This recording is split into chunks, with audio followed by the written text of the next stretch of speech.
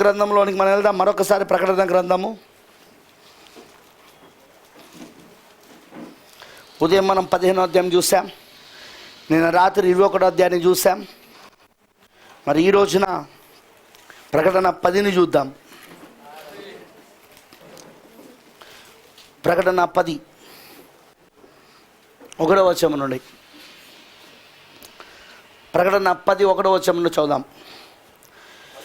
బలిష్ఠుడైన వేరొక దూత పరలోకమును దిగువచ్చుట చూచి తిని, ఆయన మేఘము ధరించుకొని ఉండెను, ఆయన శిరస్సు మీద వర్షపు ధనస్సు ఉండెను, ఆయన ముఖము సూర్యబింబము వలెను, ఆయన పాదములు అగ్ని స్తంభం వలెను ఉండెను, ఆయన చేతిలో విప్పబడి ఉన్న చిన్న పుస్తకం ఉండెను. ఆయన తన కుడి పాదము సముద్రం మీదను ఎడమ పాదం భూమి మీదను మోపి సింహము గర్జించినట్లు గొప్ప శబ్దముతో ఆర్భటించెను. ఆయన ఆర్భాటించినప్పుడు 7 ఉరుములు వాటి శబ్దములు పలికెను.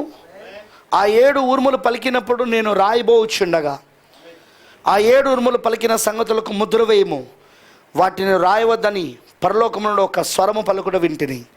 మరి సముద్రం మీదను భూమి మీదను నిల్చుండగా నేను చూసిన ఆ దూత తన కుడి చేయి ఆకాశం తట్టు ఎత్తి పరలోకమును అందులో ఉన్న వాటిని, భూమిని అందులో ఉన్న వాటిని, సముద్రమును అందులో ఉన్న వాటిని సృష్టించి యుగ యుగములు జీవించుచున్న వాని తోడు ఒట్టు పెట్టుకొని ఇక ఆలస్యం ఉండదు కానీ 7వ దూత పలుకు దినములలో అతడు బూర ఊదబోచున్నగా దేవుడు తన దాసులకు ప్రవక్తలకు తెలిపిన సువార్త ప్రకారము దేవుని మర్మము సమాప్తమగునని చెప్పెను.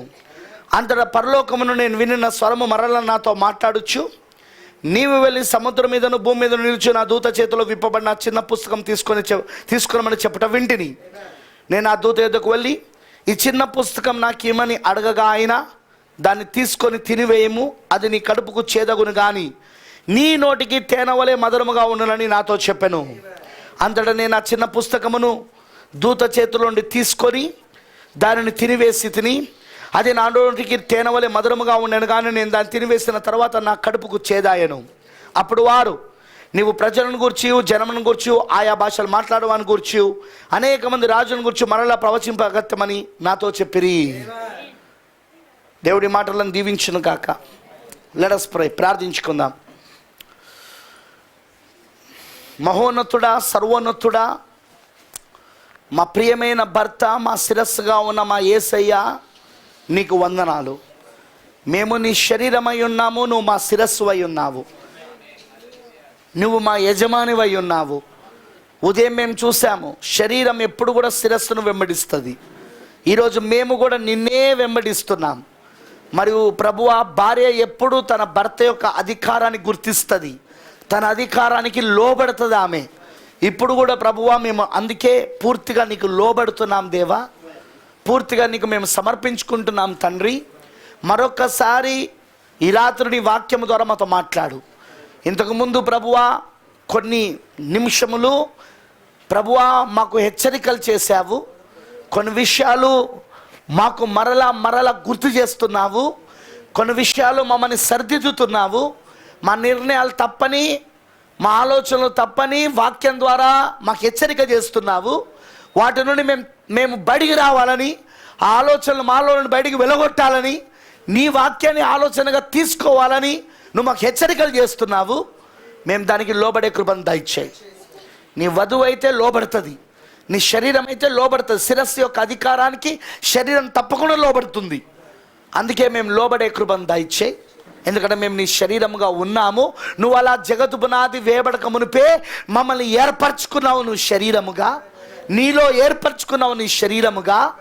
అందుకే దేవా, మేము నీ ప్రతి అధికారానికి, వాక్యపు అధికారానికి లోబడతాం. మేము ఆ వాక్యం మమ్మల్ని ఏలుటకు మేము అనుమతిస్తాం మేము. ఎందుకంటే ప్రభువా, నువ్వు మా శిరస్సువి, మా భర్తవు కాబట్టి. మరి ఈ రోజున నీ పిల్లలందరినీ దీవించు. ఖచ్చితంగా ఈ రాత్రి రంగంపైకి దిగిరా ప్రభువా. బలిష్ఠుడైన దూతగాను ఇక్కడ నిలబడు. మరొక్కసారి మాతో మాట్లాడు దేవా. ఈ రాత్రి నీ పిల్లలకు ఏదైతే అవసరమై ఉన్నదో ఆ గమ్యమునకు చేరడానికి, ఆ క్లైమాక్స్కి, ఆ వాగ్దానానికి చేరడానికి ఏదైతే అవసరమై ఉన్నాయో అవన్నీ నువ్వు వారికి బయలుపరచు, వాక్యం ద్వారా వాళ్ళకు తెలియచేయి, వారి జీవిత ప్రణాళికను చూపించు. ఆ మర్మములో దాగున్న వారి జీవిత ప్రణాళికను, ఆ ముద్రలో దాగున్న ఆ జీవిత ప్రణాళికను, ఆ జీవిత గ్రంథాన్ని నువ్వు తెరిచి చూపించమని ప్రార్థిస్తా ఉన్నా. మరి నీ పిల్లలు ఆ ప్రణాళిక అంతా అర్థం చేసుకొని అందులో వాళ్ళు ముందుకెళ్ళే భాగ్యము దయచేయి. అలా ప్రభువాన్ని చేతికి మరొక్కసారి సమర్పించుకుంటూ ఆటంకపరచాలని చూస్తున్న దురాత్మ శక్తులను, దయ్యపు శక్తులను, క్రీస్తు విరోధి ఆత్మలను ప్రభువైన యేసుక్రీస్తు నామములో బంధిస్తా ఉన్నాం. మా మధ్యలో ఎవరైనా బలహీనులు ఉంటే వాళ్ళని ముట్టి స్వస్థపరచు. అనారోగ్యముతో ఎవరైనా వచ్చుంటే వాళ్ళకు ఈరోజు నీ వాక్యమే స్వస్థపరచును గాక. నీ వాక్యమే వాళ్ళకి ఇప్పుడు విడుదల ఇచ్చును గాక. వాళ్ళు వాక్యం వింటుండగానే వారు స్వస్థత పొందుకునే విశ్వాసము దయచేయి. వారు స్వస్థత పొందుకునే విశ్వాసము ద్వారా ఖచ్చితంగా వాళ్ళు ఈ కూటమైపోయే లోపల స్వస్థత పొందుకొనే వెళ్దురు గాక. ఈ కూటమైపోయే లోపల ఒక్క బలహీనులు కూడా మా మధ్యలో ఉండవద్దు. ప్రతి వారు స్వస్థత పొందుకోవాలి ప్రభువా. అలా స్వస్థత పొందుకొని వెళ్ళే భాగ్యము దయచేయమని నీకు సమర్పించుకుంటూ యేసుక్రీస్తు నామములో అడుగుచున్నాను. ఆమేన్. దయచేసి కూర్చోండి. Please be SIT down.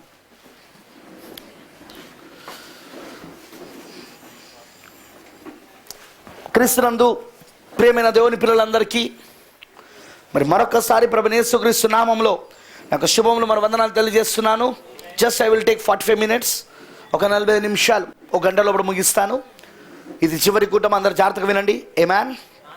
మరి మనం చూస్తున్నాం ప్రియమైన దేవుని పిల్లలారా, ప్రొద్దున మనం చూసాం శరీరం ఎప్పుడు శిరస్సును వెంబడిస్తుంది.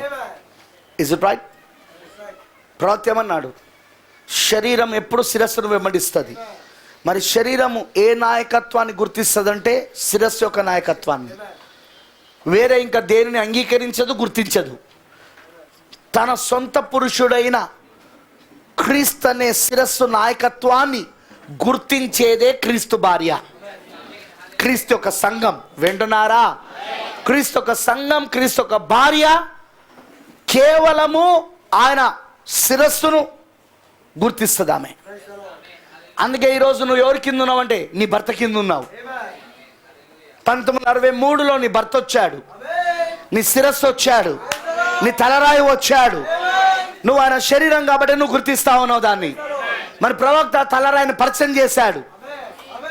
మొదటి రాకడలో ఎలాగైతే తలరాయిని బాప్తిస్మం ఇచ్చి యోహాను ఏలియా పరిచయం చేశాడో, ఇప్పుడు రెండవ రాకడలో కూడా విలియం బ్రానమ్ ఏలియా మన తలరాయిని పరిచయం చేశాడు. ఆయన పట్టుకున్నారా మీరు నేను చెప్పేది?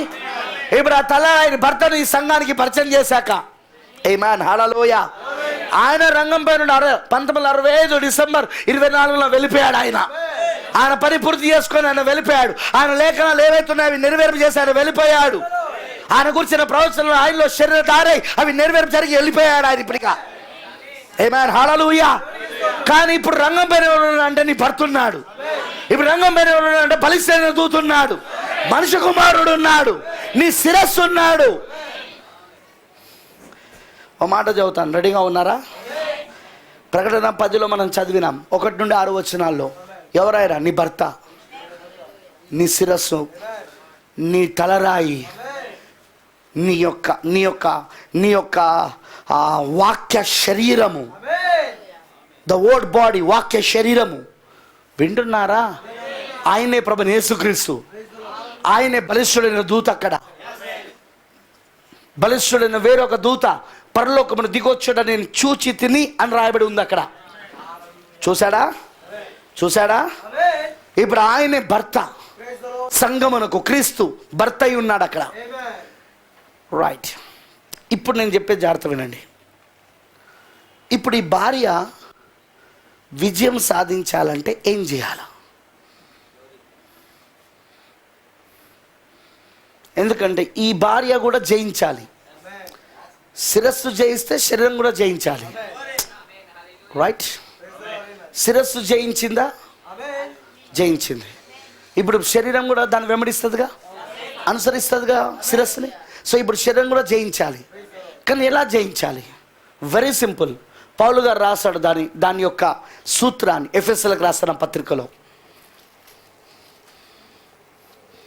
ఎఫెసీయులకు రాసిన పత్రికలో ఒకసారి నాతో పాటు చూడండి. పౌలు గారు ఏమని రాస్తున్నాడో ఒక్కసారి చూడండి. 6వ అధ్యాయంలో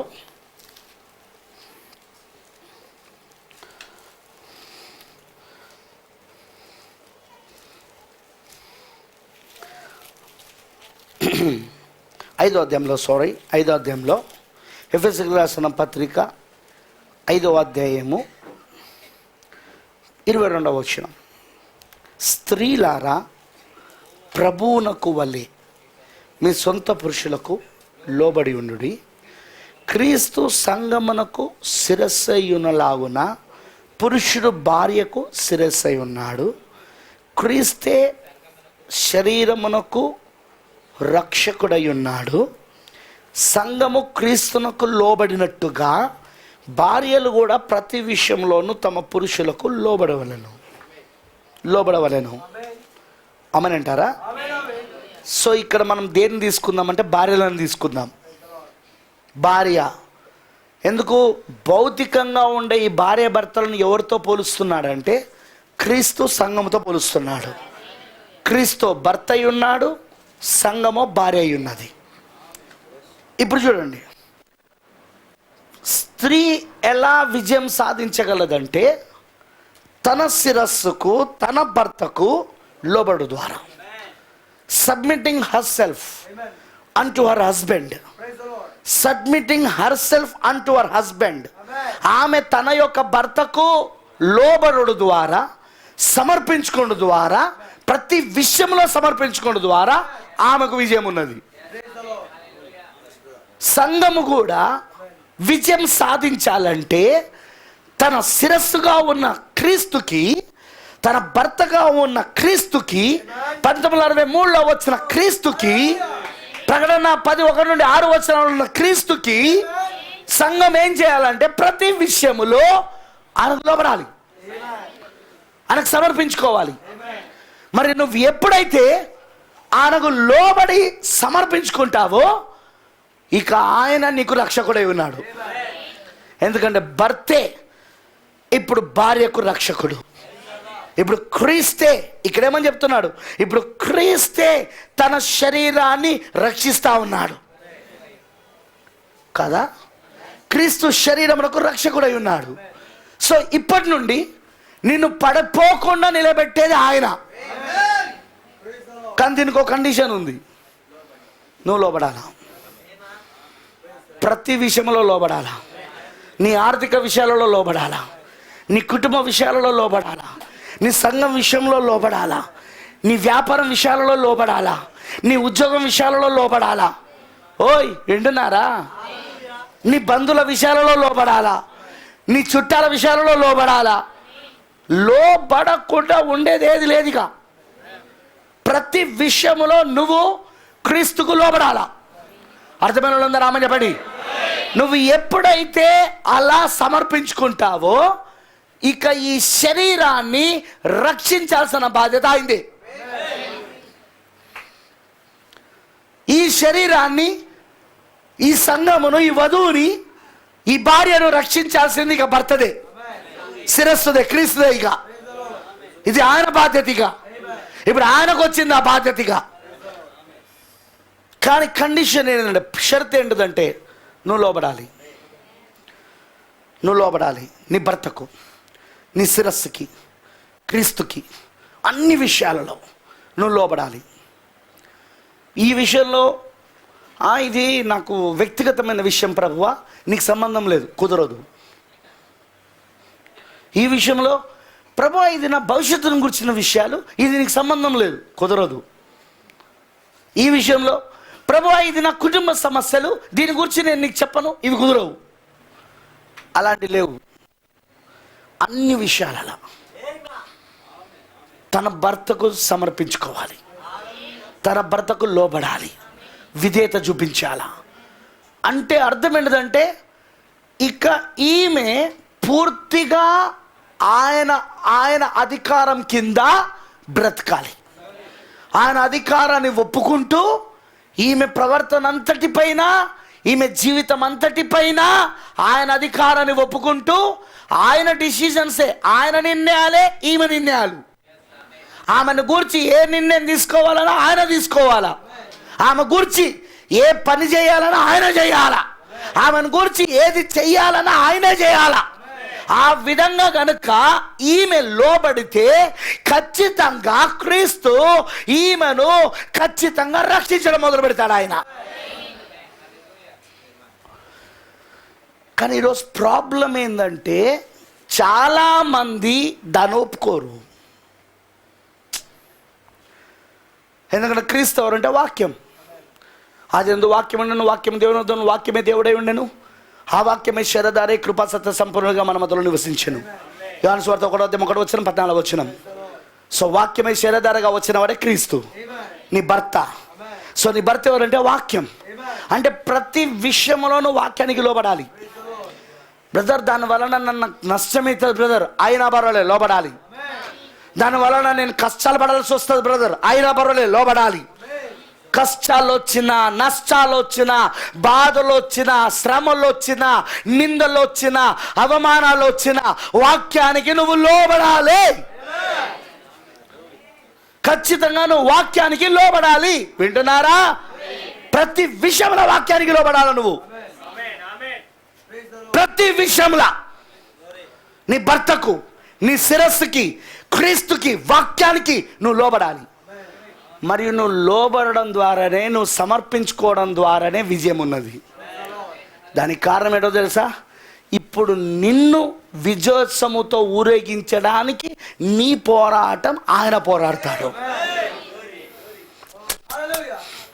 కృపా వర్తమానంలో ప్రవక్త అంటాడు, కృపా వర్తమానంలో ప్రవక్త చెప్తాడు, నీ యుద్ధములు జరిగించేవాడు ఆయన, కానీ విజయోత్సవంతో ఊరేగించేది నిన్ను. మీకు అర్థమైందని చెప్పింది? నీ యుద్ధాలు జరిగించేవాడు ఆయన, కానీ నిన్ను విజయోత్సవంతో ఊరేగించేది నిన్ను. అంటే విజయం దగ్గరకు వచ్చేసరికి నీ ఒళ్ళో పెడతాడు, నీ తలపైన పెడతాడు కిరీటాన్ని. ఇదిగో విజయం పొందుకున్నది ఈమె, ఇదిగో ఈమె విజయం పొందుకున్నది. ఇంతకీ ఈమె యుద్ధం చేసిందా?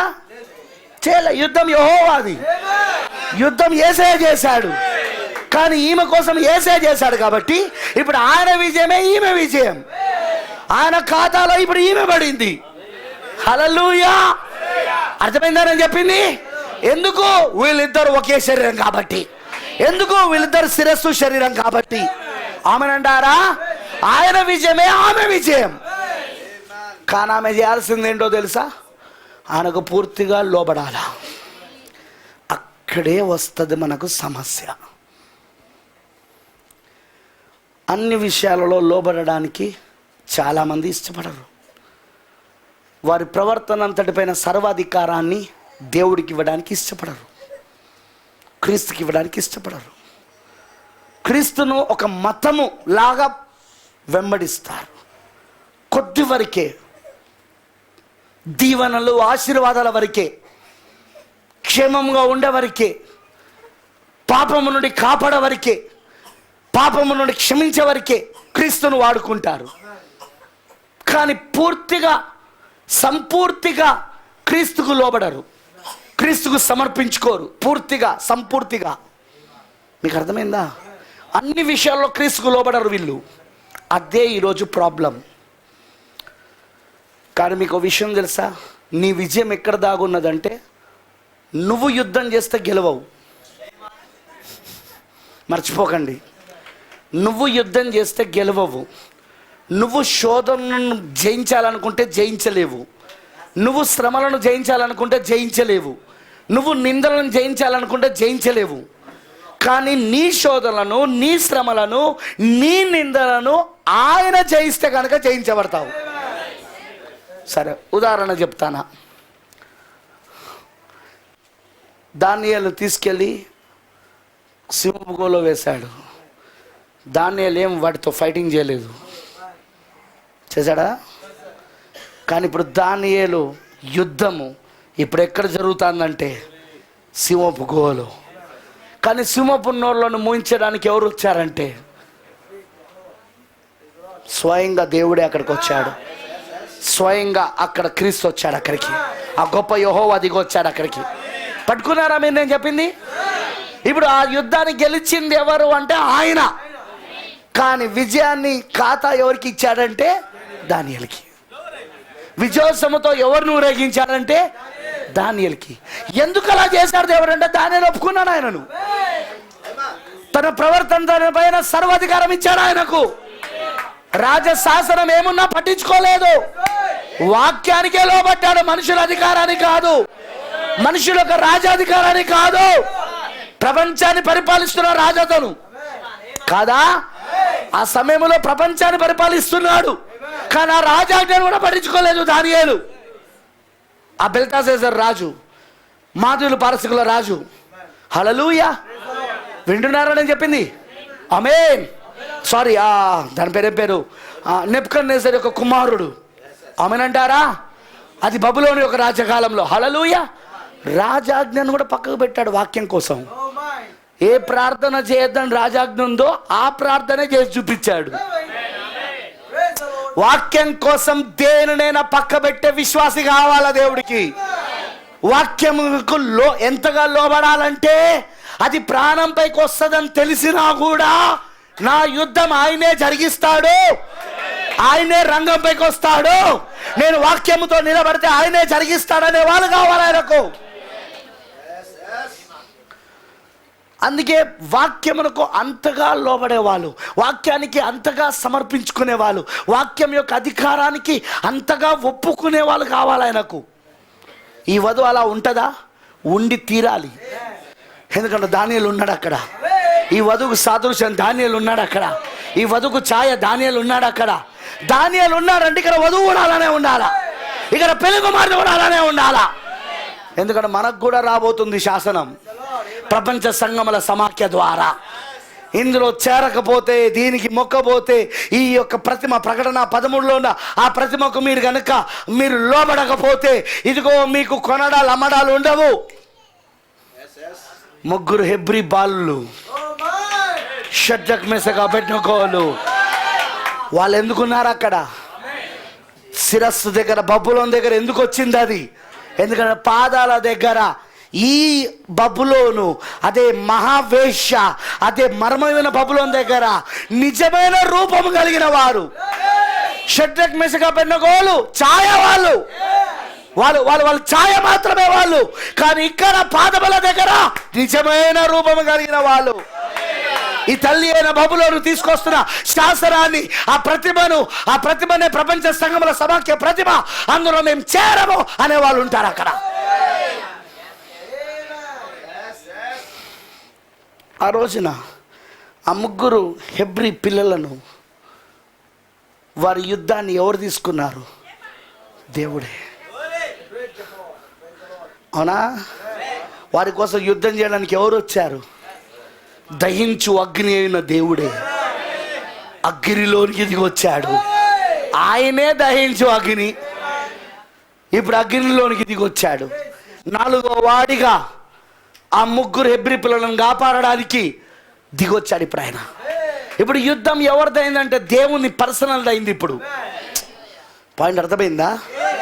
నువ్వు కనుక అలా లోబడినవనుకో నీ భర్తకి ఇప్పుడు పర్సనల్ అయిపోతుంది అదిగా. ఇప్పుడు శోధనలు నీ కావు, ఆయనే. ఇప్పుడు శ్రమలు నీవి కాదు, ఆయనవిగా. ఇప్పుడు నిందలు నీవి కాదు, ఆయనవిగా. పర్సనల్ అయిపోతుంది అక్కడ. ఎవరికి? దేవునికి. నీ లైఫ్ ఆయనకు పర్సనల్ అయిపోతుంది. ఇప్పుడు నీ జీవితం ఆయనకు వ్యక్తిగతం అయిపోతుంది. ఇప్పుడు ఇక నువ్వన్నా ఆలోచించవు, కానీ ఆయన ఆలోచిస్తా అంటాడు నీ కోసం. హల్లెలూయా. ఈ శోధనలో నుండి ఈమెను ఎలా తప్పించాలి, ఈ శోధనల నుండి ఎలాగైనా నా భార్య నేను కాపాడాలి, ఇప్పుడు ఈ నిందల నుండి ఎలాగైనా నేను కాపాడాలి ఇప్పుడు. హల్లెలూయా. ఆయన డిజైన్ చేసి పెడతాడు దాన్ని అక్కడ. ఆయన డిజైన్ చేసి పెడతాడు. ఏయ్ మ్యాన్, ఇప్పుడు నీ జీవితము ఆయనకు వ్యక్తిగతమైంది. నీ శోధనలు, నీ శ్రమలు, నీ నిందలు ఇవన్నీ ప్రాణకు వ్యక్తిగతమైంది. ఎందుకంటే నువ్వు ఆయన శరీరం, నువ్వు అన్ని విషయాలలో ఆయనకు లోబడుతున్నావు. శిరస్సుకు లోబడుతున్నావు, భర్తకు లోబడుతున్నావు, వాక్యానికి లోబడుతున్నావు, అన్ని విషయాలలో. కాబట్టి ఇప్పుడు యుద్ధం ఆయన చేయాలిగా. కాబట్టి ఇప్పుడు నిన్ను విడిపించాల్సిన బాధ్యత ఆయనదే. హల్లెలూయా. మరి నీ పని ఏంటిది? ప్రభువా నేను లోబడుతున్నా, శోధనలో కూడా ప్రభువా నేను నీకు లోబడుతున్నా, శ్రమలలో కూడా ప్రభువా నేను ఈ వాక్యానికి లోబడుతున్నా, నిందలలో కూడా ప్రభువా నేను ఈ వాక్యానికి లోబడుతున్నా. వింటున్నారని చెప్పింది. పరీక్షలలో కూడా ప్రభువా నేను నీ శిరస్సుకు లోబడతా ఉన్నా, నేను నీకు లోబడుతున్నా. I surrender. నేను ఇప్పుడు నీకు సరెండర్ అవుతానా, అప్పగించుకుంటానా, నేను సబ్మిట్ చేసుకుంటున్నా, నేను నీకు అప్పగించుకుంటున్నా, సమర్పించుకుంటున్నా. అప్పుడు ఆయనకు పర్సనల్ అయిపోతుంది. ఇప్పుడు ఆయనకు వ్యక్తిగతమవుతుంది నీ సమస్య. అందుకే ఆయన నిన్ను రక్షించడానికి రంగంపైకి వస్తాడు. ఆ రోజున దానియేలును రక్షించడానికి రంగంపైకి వచ్చినట్టే, హెబ్రీ బాలులను రక్షించడానికి రంగంపైకి వచ్చినట్టే, నీ జీవితం విషయంలో కూడా నీ శిరస్సు రంగంపైకి వస్తాడు. నీ భర్త రంగంపై నిలబడతాడు. ఎందుకు?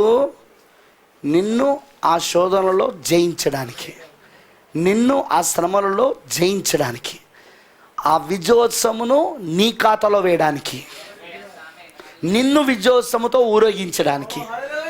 ప్రైజ్ ది లార్డ్, హల్లెలూయా. అర్థమైందా నేను చెప్పింది? లోకంలో ఒక సామెత ఉందండి. ఆ సామెత ఏంటిదంటే ప్రతి పురుషుని విజయం వెనకాల స్త్రీ ఉన్నదని. ఇది యేసుక్రీస్తుకు సరిగ్గా సరిపోతుంది. ఆయన విజయం పొందుకుంటున్నదే స్త్రీ కోసం. వింటున్నారా? ఆయన విజయం పొందుకుంటున్నదే ఆయన స్త్రీ కోసం, ఆయనకు లోబడిన స్త్రీ కోసం, అన్ని విషయాలలో ఆయనకు సమర్పించుకున్న స్త్రీ కోసం. వింటున్నారా? ఆయన పోరాడి విజయం సాధిస్తున్నాడు. ఓ దేవుడికి మహిమగలను గాక. వింటున్నారా నేను చెప్పింది? జాగ్రత్తగా వినండి నేను చెప్పేది. హల్లెలూయా. చూడండి ఇప్పుడు లేఖనం ఏం చెప్తుందో చాలా జాగ్రత్తగా వినండి. ఇప్పుడు శిరస్సు, ఆ శిరస్సుకు శరీరము లోబడి అనుసరిస్తే, ఆ అధికారాన్ని ఒప్పుకొని పూర్తిగా తన పైన అధికారాన్ని శిరస్సుకి ఇస్తే, శరీరం సంఘం, ఇక ఆయనే పోరాడతాడు, ఆయనే యుద్ధం చేస్తాడు, ఆయనే విజయాన్ని ఇస్తాడు. ఆమెకు విజయోత్సవంతో ఆమెను ఊరేగింపజేస్తాడు. అదే కృప, దట్ ఈస్ ద గ్రేస్. యుద్ధాలు జరిగించేది ఆయన, విజయమును నీ ఖాతాలో వేయడం, నువ్వు విజయోత్సవంతో ఊరేగించబడడం. వింటున్నారా? అది ఆయన చేసుకుంటూ వచ్చేది. చూడండి మీకు ఇంకో ఎగ్జాంపుల్ చెప్తా. యోసేపుని చూసాం రాత్రి మనం. యోసేపు జీవితం యొక్క యుద్ధాన్ని ఎవరు చేశారు? ఆయనే. ఆయనకే దర్శనమైతే, ఏ కళనైతే ఇవ్వబడిందో దానికి పూర్తిగా లోబడ్డాడు ఆయన. ఆ గడియ వర్తమానానికి, వాక్యానికి పూర్తిగా లోబడ్డాడు ఆయన. దానికోసం ఆయన దెబ్బలు తిన్నాడు. అన్నలు కొట్టారా లేదా? దానికోసం ఆయన మరణ పంచులు దాకపోయాడు. దాదాపుగా మరణించే స్థితికి వెళ్ళిపోయాడు. దానికోసం ఆయన బానిసగా అమ్మి వేయబడి బానిస జీవితం జీవించాడు. ఏ దానికోసం? వర్తమానం కోసం, వాక్యం కోసం, వాక్యం లోబడినందుకు. కానీ దేవుడు ఊరుకున్నాడా? అలాంటి వాడిని దేవుడు వదిలిపెట్టాడు. ఆయన బానిసత్వంలో కూడా తోడుగా ఉన్నాడు. హల్లెలూయా. వాక్యం కోసము బానిసగా మారాడు ఆయన. వాక్యం కోసం, అవునా? తను నమ్మిన వర్తమానం కోసం, దానికి పూర్తిగా లోబడడం ద్వారా ఇప్పుడు ఆయన బానిసగా మారాడు. అయినా ఆ శ్రమలలో కూడా, ఆ బానిసత్వంలో కూడా దేవుడు తోడుగా ఉన్నాడు. యుద్ధాలు ఎవరు జరిగిస్తున్నారంటే దేవుడు జరిగిస్తున్నాడు. అర్థమైందని అన్నది. అందుకే పంట పొలాలు యోసేపు అడుగు పెట్టుడుతోటే పండుతున్నాయి, ఫలించబడుతున్నాయి. యోసేపు ఇంట్లో ఉండుతోటే ఇల్లు ఫలించబడుతున్నది. ఇంటిలోనేమి, పొలములోనేమి, యోసేపు అడుగు పెట్టిన ప్రతి చోట ఫలవంతంగా మారుతా ఉన్నది. ఇప్పుడు యుద్ధం ఎవరు చేస్తూ ఉన్నారు? ఆయన పక్షమున యెహోవాయే చేస్తున్నాడు. అర్థమైన వాళ్ళందరూ ఆమె చెప్పండి. హల్లెలూయా. ఆ తర్వాత ఆయనను చెరసాల వేశారు, రేప్ కేసు పెట్టి. నింద, రేప్ కేసు ఆయన పైన పెట్టి చెరసాల వేశారు. కానీ అక్కడ కూడా ఎవరున్నారు? ఆ గొప్ప యెహోవా ఆయనకు తోడుగా ఉన్నాడు. అక్కడ కూడా ఆయన యుద్ధాన్ని ఎవరు చేస్తున్నారంటే యెహోవే చేస్తున్నాడు. అందుకే అక్కడ రాజు యొక్క విషయములో ఖైదీలుగా వచ్చిన పానదాయకుడు, భక్ష్యదాయకునికి దేవుడు కలలు ఇస్తా ఉన్నాడు. అక్కడ వారి భవిష్యత్తును గురించి చెప్తా ఉన్నాడు కలల ద్వారా. మరి దాని అర్థం కేవలం యోసేపే చెప్పగలడు. ఆ వరం యోసేపు మాత్రమే ఉన్నది. చూడండి దేవుడు ఏ విధంగా చేస్తున్నాడు. హల్లెలూయా. చివరికి ఫరోకు కూడా కళ వచ్చింది. ఎవరు ఇచ్చారు? దేవుడు ఇచ్చాడు. ఆ దేశంలో ఎవరు లేరు ఫరోకు వచ్చిన కళకు అర్థం చెప్పేవాళ్ళు. దేవుడు ఏం చేశాడు? ఆ ఫరోకు వచ్చిన కళకు అర్థం చెప్పేవాడిని అక్కడ పెట్టాడు ఆయన. ఎందుకంటే ఆయన పూర్తిగా లోబడ్డాడు అధికారానికి, క్రీస్తు అధికారానికి, వాక్య అధికారానికి, వర్తమాన అధికారానికి.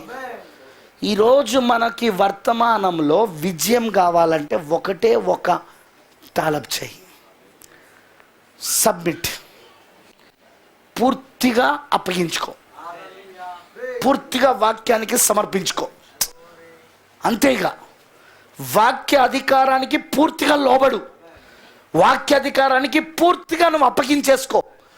ఆయన వాక్యం ఏం చెప్తే నేను అదే చేస్తా. బ్రదర్, దాని వలన నీకు లాభాలు పోయి నష్టం వస్తుంది, రాని, నో ప్రాబ్లం.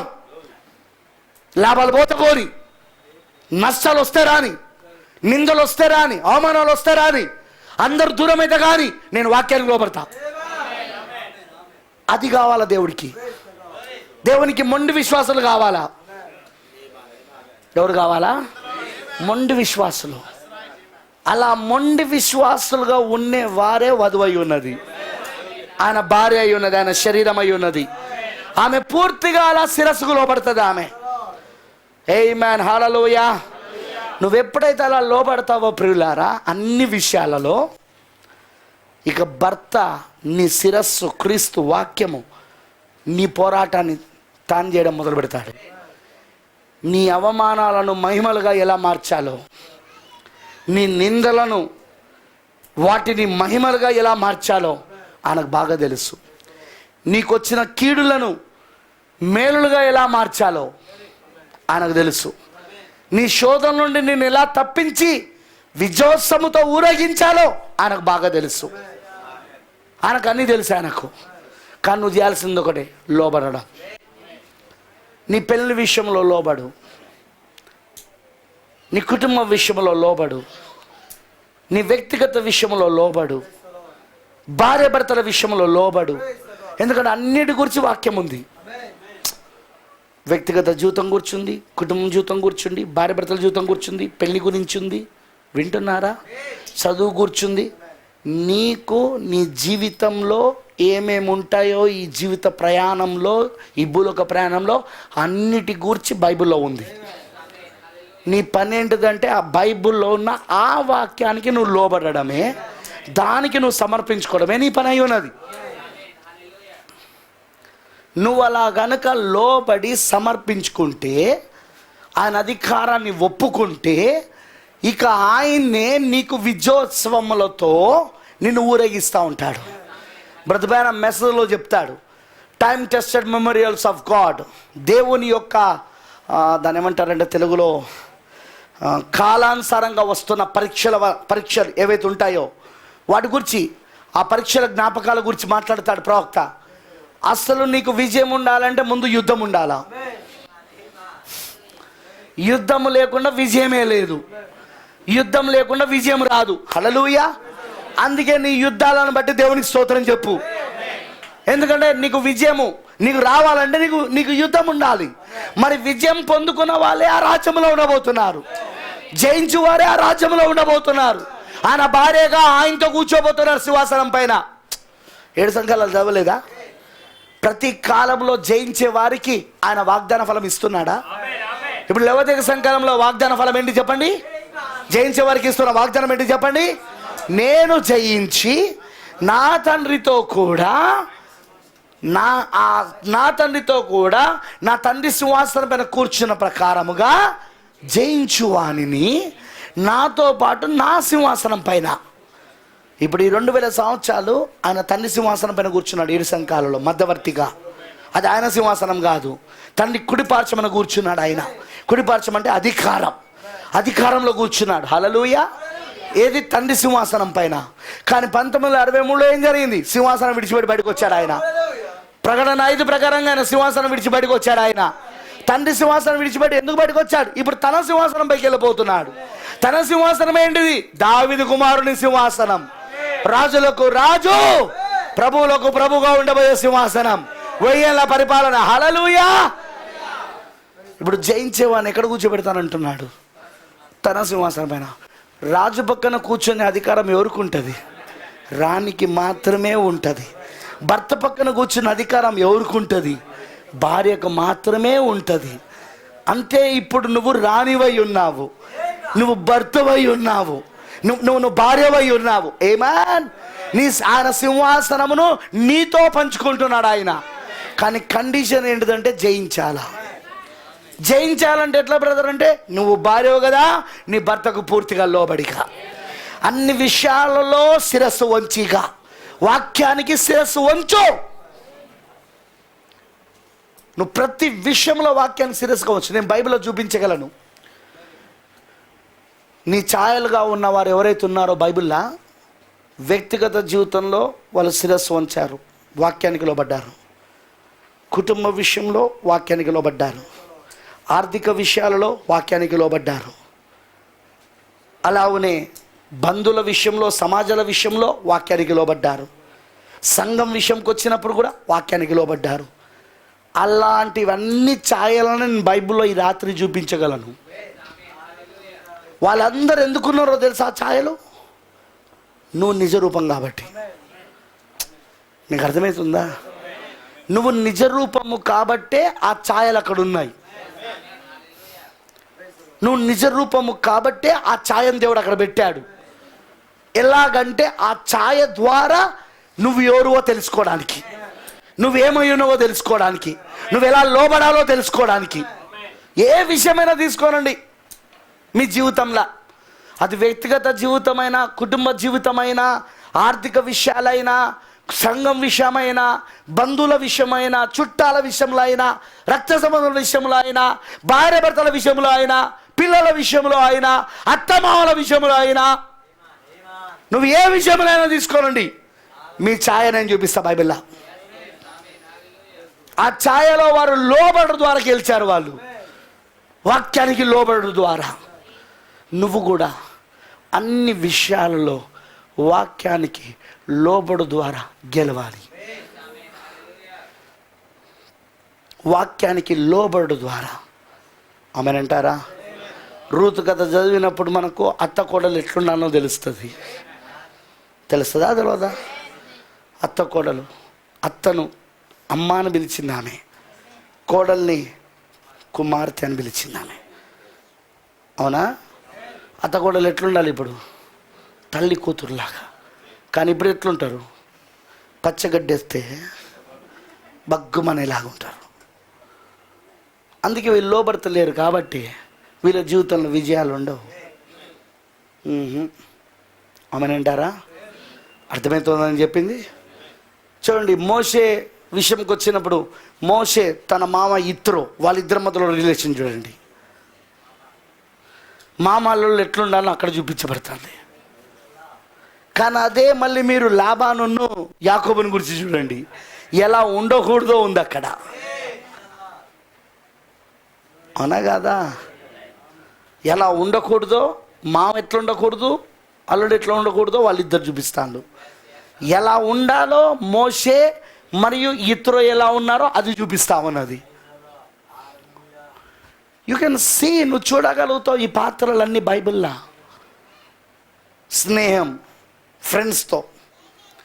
ఇప్పుడు ఫ్రెండ్స్ గురించి మాట్లాడదాం. ఫ్రెండ్స్తో ఎలా ఉండాలి? ఒక్కసారి దావీదును యోనాతాను యొక్క జీవితాన్ని చదవండి మీరు. సొంత తండ్రిని కూడా దావీదు విషయంలో యోనాతాను ఎదిరించాడు కాదా? వింటున్నారా? ఎందుకు? కారణం ఏంటిది? తండ్రి చేస్తున్నది వాక్యానికి విరోధం అని యోనాతాను తెలుసు. యోనాతాను తెలుసు.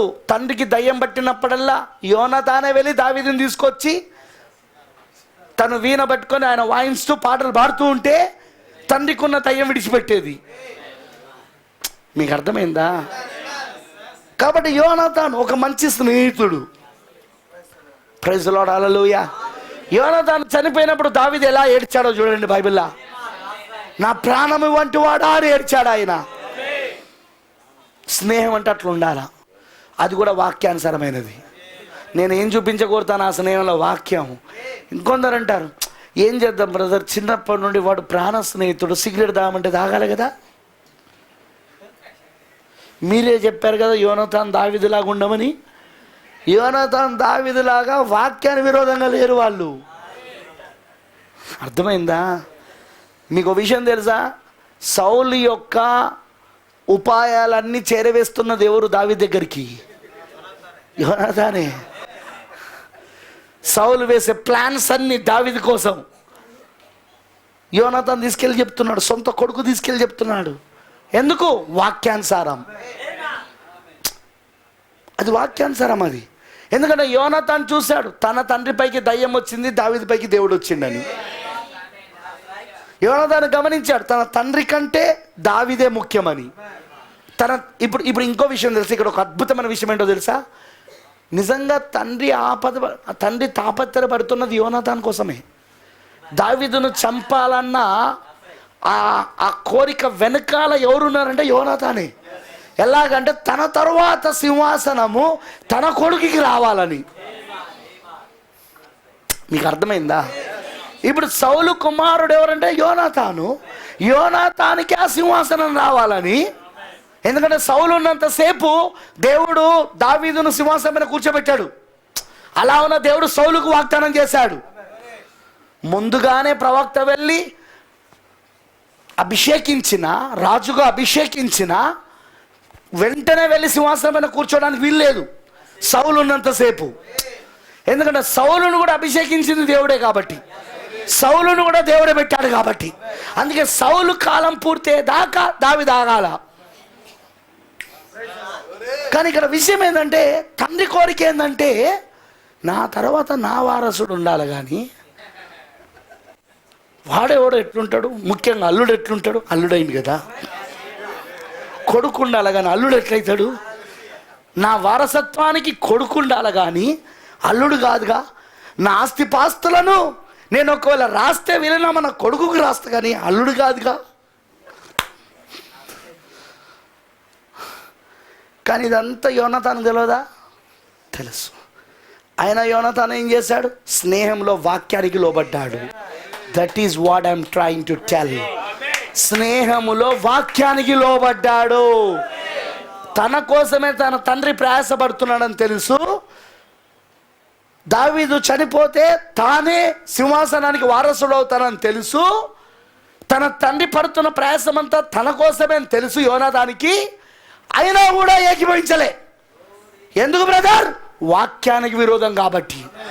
వాక్యానికి విరోధం కాబట్టి తండ్రితో ఏకీభవించలే, తండ్రి ఆలోచనలకు ఏకీభవించలే, తండ్రి ఉపాయాలకు ఏకీభవించలే. ఏమాన్? అది నిజమైన స్నేహం.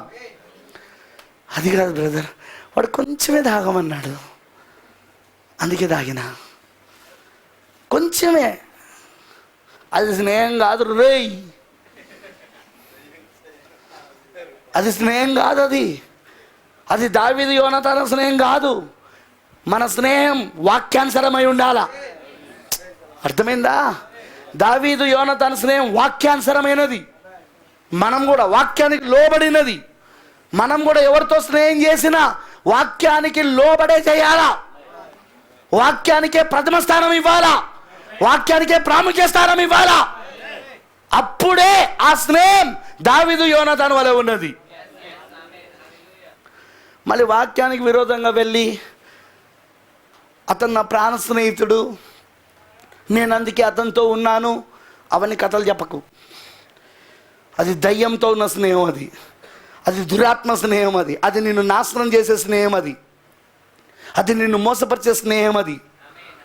ప్రైజ్ ది లార్డ్, హల్లెలూయా. ప్రవక్త మాట అంటాడు, నీ స్నేహితులను నాకు పరిచయం చేయి, నువ్వెవరో నేను చెప్తా అన్నాడా లేదా?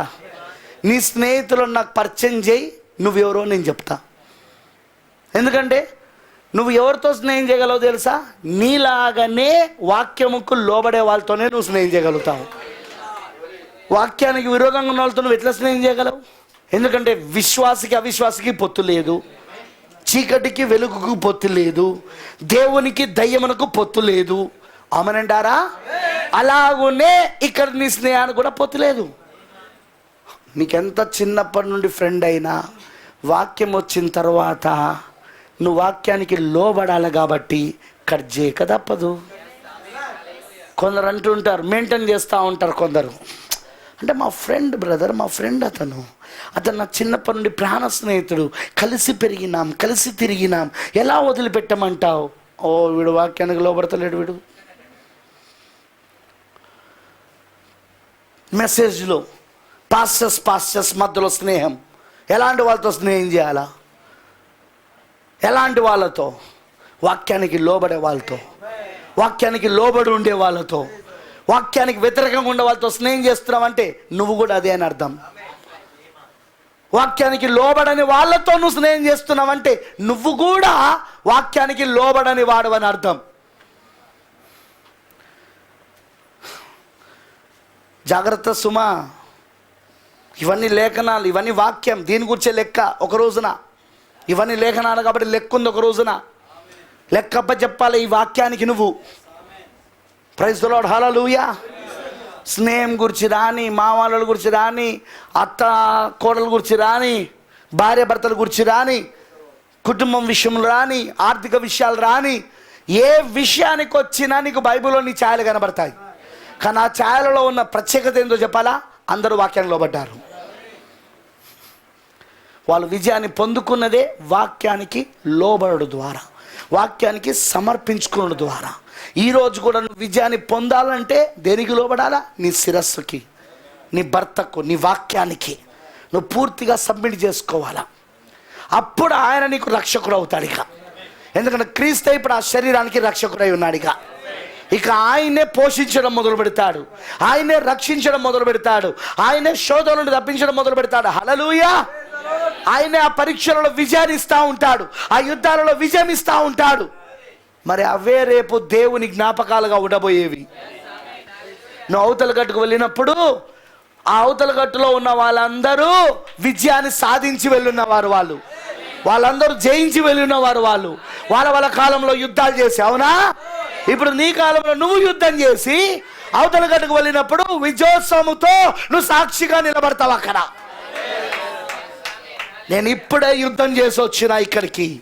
హల్లెలూయా. ఇప్పుడే యుద్ధం చేసి జయించి వచ్చినా నేను ఇక్కడికి. యుద్ధాలు లేకుండా సాక్ష్యాలు లేవు, పోరాటాలు లేకుండా సాక్ష్యాలు లేవు. హల్లెలూయా. మరి సాక్ష్యం రావాలంటే, విజయం అనే సాక్ష్యం రావాలంటే నీకు యుద్ధాలు జరగాలి. యుద్ధాలలో నువ్వేం చేయాలి? ఆయనకు లోబడాలి, నీ శిరస్సుకు లోబడాలి, పూర్తిగా నీ వాక్యానికి లోబడాలి. హల్లెలూయా. నువ్వు ఎప్పుడైతే నీ శిరస్సుకు, నీ వాక్యానికి పూర్తిగా లోబడతావో అప్పుడు ఆ వాక్యమే నీ పక్షమున యుద్ధం చేయడం మొదలు పెడుతుంది. ఆ వాక్యమే నేను కంట్రోల్ చేస్తుంది. ఆ వాక్యమే నిన్ను పూర్తిగా అదుపులో పెట్టుకొని నీ ఇమోషన్స్ని, నీ ఉద్రేకాలను, నీ ఆలోచనలను, నీ మాటలను, నీ ప్రవర్తనను, నీ నిర్ణయాలను, నీ క్రియలను, ప్రతి దానిని అదుపులో పెట్టుకొని నడిపించడం మొదలు పెడతాడు ఆయన.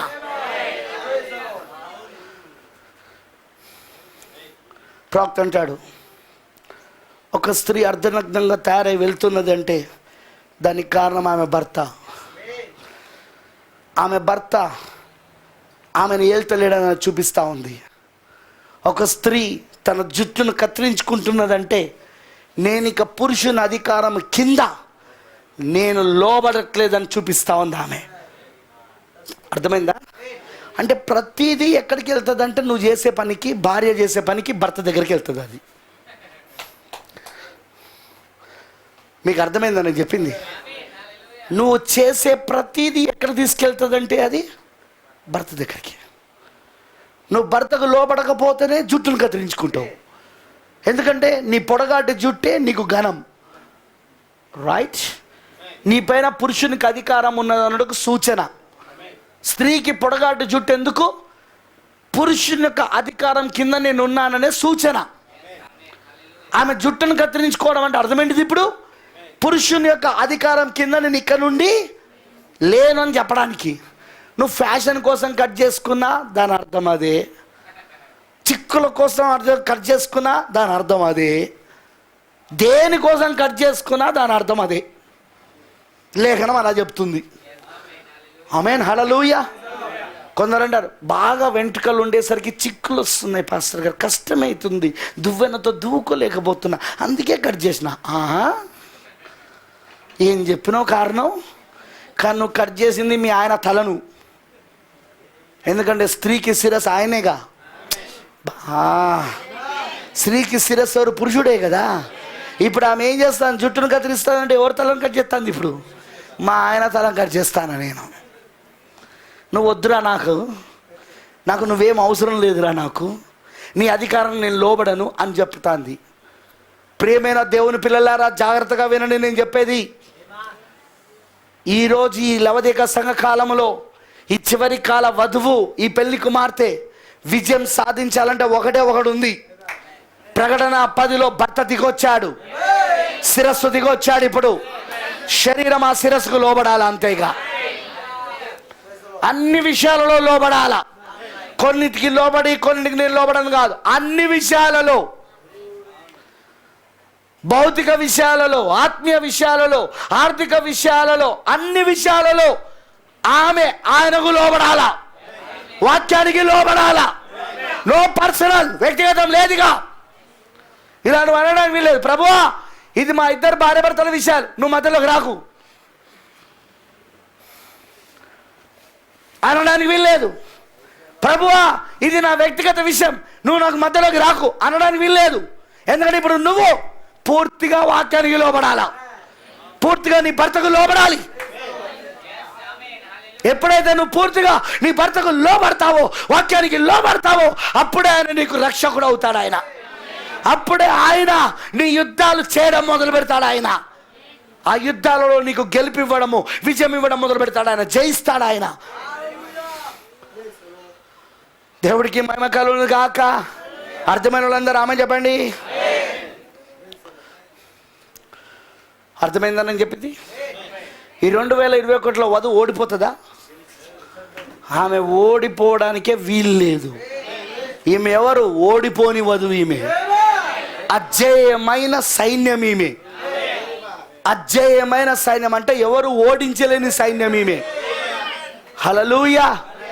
అలా ఎలా చెప్పగలరు పాస్టర్ గారు? ఎలాగంటే ఆమె పూర్తిగా తన భర్తకు లోబడుతుంది, పూర్తిగా తన శిరస్సుకు వాక్యం లోబడుతుంది. కాబట్టి ఇక యుద్ధం ఆయిందే. ఇక ఆయన రంగంపైకి వచ్చాడంటే ఎన్నిసార్లు అయినా సైతాను ఓడిపోవాల్సిందే.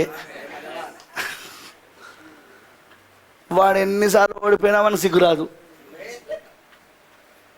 వాడు ఎన్నిసార్లు ఓడిపోయిన వానికి సిగ్గురాదు. వాడు ఇంకా ప్రయత్నిస్తూనే ఉంటాడు. వాడు దేవుడు ఓడిస్తూ ఉంటాడు, వాడు ప్రయత్నిస్తూ ఉంటాడు. దేవుడు ఓడిస్తూ ఉంటాడు, వాడు ప్రయత్నిస్తూ ఉంటాడు. సిగ్గులేనోడు. పాపం చేసేటోళ్ళు కూడా సిగ్గు ఉండదు. అందుకే దట్స్ ట్రూ. పాపం చేసే వాళ్ళు కూడా సిగ్గుపడరు. పాపం చేసే వాళ్ళకు కూడా, ఎందుకంటే వాళ్ళ పిల్లలే, వాని పిల్లలే వాళ్ళు. అందుకే వాళ్ళు సిగ్గుపడరు. వాడికి సిగ్గు లేదు. వాడికి ప్రేమైన దేవుని పిల్లలారా, ఆయన ఏం చేస్తుంటాడంటే ఇప్పుడు ఆమె పక్షమున పోరాడుతూ ఉంటాడు పూర్తిగా లోబడినప్పుడు. ఎందుకంటే ఇప్పుడు యుద్ధం పర్సనల్ అయిపోయింది, వ్యక్తిగతం అయిపోయింది. ఇప్పుడు ఆయనకు వ్యక్తిగతం ఎలా అంటే ఇప్పుడు ఆయన శరీరమునకు వచ్చింది. ఇప్పుడు శిరస్సుకు, ఇప్పుడు శరీరానికి వచ్చింది ఆ యుద్ధం. ఇక సో ఆయనే రంగంపై నుండి యుద్ధం చేస్తూ ఉంటాడు. అందుకే శిరస్సు గెలిస్తే శరీరం కూడా గెలిచినట్టే. అందుకే శిరస్సు పునరుద్ధానమై లేస్తే శరీరం కూడా పునరుద్ధానమై లేచినట్టే. అందుకే శిరస్సు సింహాసనం మీద కూర్చుంటే శరీరము కూడా సింహాసనం మీద కూర్చున్నట్టేగా. Praise the lord. కానీ శరీరం ఏం చేయాలి? అన్ని విషయాలలో శిరస్సుకు లోబడాలి. అదే పౌలు గారు రాస్తున్న మర్మం అది. ఆమెనంటారా? వివాహం అనేది ఒక మర్మమై ఉన్నది. భార్య భర్తలు అనేది ఒక మర్మమై ఉన్నది. అది ఆ మర్మాన్ని ఇక్కడ రాస్తా ఉన్నాడు ఆయన. ఆ వివాహం మర్మాన్ని నువ్వు లోబడాలి అన్ని విషయాలలో. అప్పుడు దేవుడు చేయడం మొదలు పెడతాడు. వాక్యానికి నువ్వు అర్పించుకోవాలి. వాక్యం నీలో పనిచేసేటట్లుగా అనుమతించాలి. వాక్యాన్ని నువ్వు రానియాల లోపలికి, నువ్వు వాక్యాన్ని రానియాల నీ లోపలికి. ఆ వాక్యం యొక్క అధికారాన్ని పూర్తిగా ఒప్పుకోవాలా నువ్వు. ప్రభువా, నా నిర్ణయాలు ఏం లోవిగా నీ వాక్యమే నా నిర్ణయం. ఏ విషయాలలో అయినా నీ వాక్యమే నా నిర్ణయం. ఇక అది ఏ విషయాలలో అయినా సరే నీ వాక్యమే నా నిర్ణయం. అంతగా నీ వాక్యాన్ని నేను ఇప్పుడు లోబడుతున్నా అని లోబడాలా నువ్వు. అప్పుడు చూడండి రంగంపైకి ఆయన వచ్చేలా చేస్తూ ఉంటాడు. ఇక అప్పుడు చూడండి ఆయన ఎలా నువ్వు లోబడిన నీ యుద్ధాలు ఆయన చేయడం మొదలు పెడతాడు. నీ నిందలను నీ అవమానాలను ఆయన మహిమలుగా మార్చడం మొదలు పెడతాడు. నీకు వస్తున్న కీడులను ఆయన మేలులుగా మార్చడం మొదలు పెడతాడు. నీ యుద్ధాలలో ఆయనకు విజయం ఇవ్వడం మొదలు పెడతాడు ఆయన. అయితే ఇక్కడ ప్రాబ్లం ఏంటంటే చాలామందికి ఆయన పైన నమ్మకం లేదు. వధువుకి ఉంటుంది కానీ మిగతా వాళ్ళ గురించి మాట్లాడుతున్నా. ఎందుకంటే వధువు అనేవారు చాలా తక్కువ మంది. వధువు అనేవారు చాలా తక్కువ మంది, ఫ్యూ పీపుల్. ఎందుకంటే ఇరుకు మార్గంలో ప్రవేశించేవారు కొందరే, వారే వధువు. ఆ కొందరే వధువు. కొందరు మాత్రమే అలా నమ్మి సమర్పించుకుంటారు. మిగతా వాళ్ళు అన్నిట్లలో మనం లోబడాలంటే ఎట్లా కుదురుతుంది చెప్పు? కుదురుతుందా? సాధ్యం? అది సాధ్యమైన పని? అది ఓహో, వధువు కాదన్నమాట. అందుకే మాట్లాడుతున్నాడు అట్లా. కానీ అన్నిట్లలో లోబడేదే వధువు. తన భర్త అధికారానికి, తన శిరస్సు అధికారానికి, తన వాక్య అధికారానికి, అన్ని విషయాలలో లోబడేదే వధువు. ఆమె మాత్రమే లోబడగలుగుతుంది. ఆమె యుద్ధాలే ఆయన చేసి విజయం సాధిస్తాడు. మరి ఆమెను కిరీటం ధరింపజేస్తాడు, విజయోత్సవంతో కిరీటాన్ని ధరింపజేస్తాడు. అర్థమైన వాళ్ళందరూ ఆమె చెప్పండి. అర్థమైందని చెప్పింది. సో ఇప్పుడు ప్రకటన 10 ఎవరు దిగి వస్తున్నారు? శిరస్సు, భర్త. ఎవరి కోసం వస్తున్నాడు? ఈ శరీరం కోసం. ఇప్పుడు ఈ శరీరం ఏం చేయాలి? ఇప్పుడు పూర్తిగా సబ్మిట్ చేసుకోవాలి. ప్రకటన 10లో ఉన్న భర్తకు, ఆ శిరస్సుకు పూర్తిగా సమర్పించుకోవాలి. పూర్తిగా సమర్పించుకున్న ద్వారా ఏమవుతుంది? విజయం. ఆమె జయించడం మొదలు పెడుతుంది. ఏ ఒత్తిడినైనా ఆమె జయించగలుగుతుంది. ఏ శోధననైనా ఆమె జయించగలుగుతుంది. ఏ శ్రమనైనా ఆమె జయించగలుగుతుంది. ఏ పరీక్షనైనా, ఏ నిందనైనా ఆమె జయించగలుగుతుంది. ఎందుకు? ఆమె వాక్యాన్ని లోబడడం ద్వారా. ఒక్కడు గుర్తుంచుకోనండి, స్త్రీకి విజయము భర్తకు లోబడుట్లో ఉంది. వింటున్నారా? స్త్రీకి విజయము భర్తకు లోబడుట్లో ఉంది. భౌతికంగా అయినా సరే, ఆత్మీయంగా అయినా సరే. భౌతికంగా అయినా, సిస్టర్లు మీకే చెప్పేది, భౌతికంగా అయినా సరే, ఆత్మీయంగా అయినా సరే. ఏ అమ్మాయి అయితే భర్త పైన అధికారం చెలాయిస్తుందో ఆమెనే యజబేలు. ఏ పురుషుడైతే భార్య మాటకు లోబడతా ఉంటాడో వాడే ఆహబు. అంటే వాళ్ళ పాత్రలు కూడా ఉన్నాయి ఛాయలా. ఇక్కడ నిజ రూపంలో నాకు కనబడతాంటారు కొంతమంది. నేను అనుకుంటుంటా, ఈరోజు యజబేలు, ఆహబు. వెనకాల ఉండి మొత్తం ఈమెనే చెప్తా ఉంటుంది. సింహాసనం పైన కూర్చున్నది ఆహబే, కానీ శాసనాలు వచ్చేదన్నీ ఎక్కడి నుండి? యజబేల్ దగ్గర నుండి. ఎవరి పేరు పైన వస్తూ ఉంటాయి? ఆహబు పేరు పైన.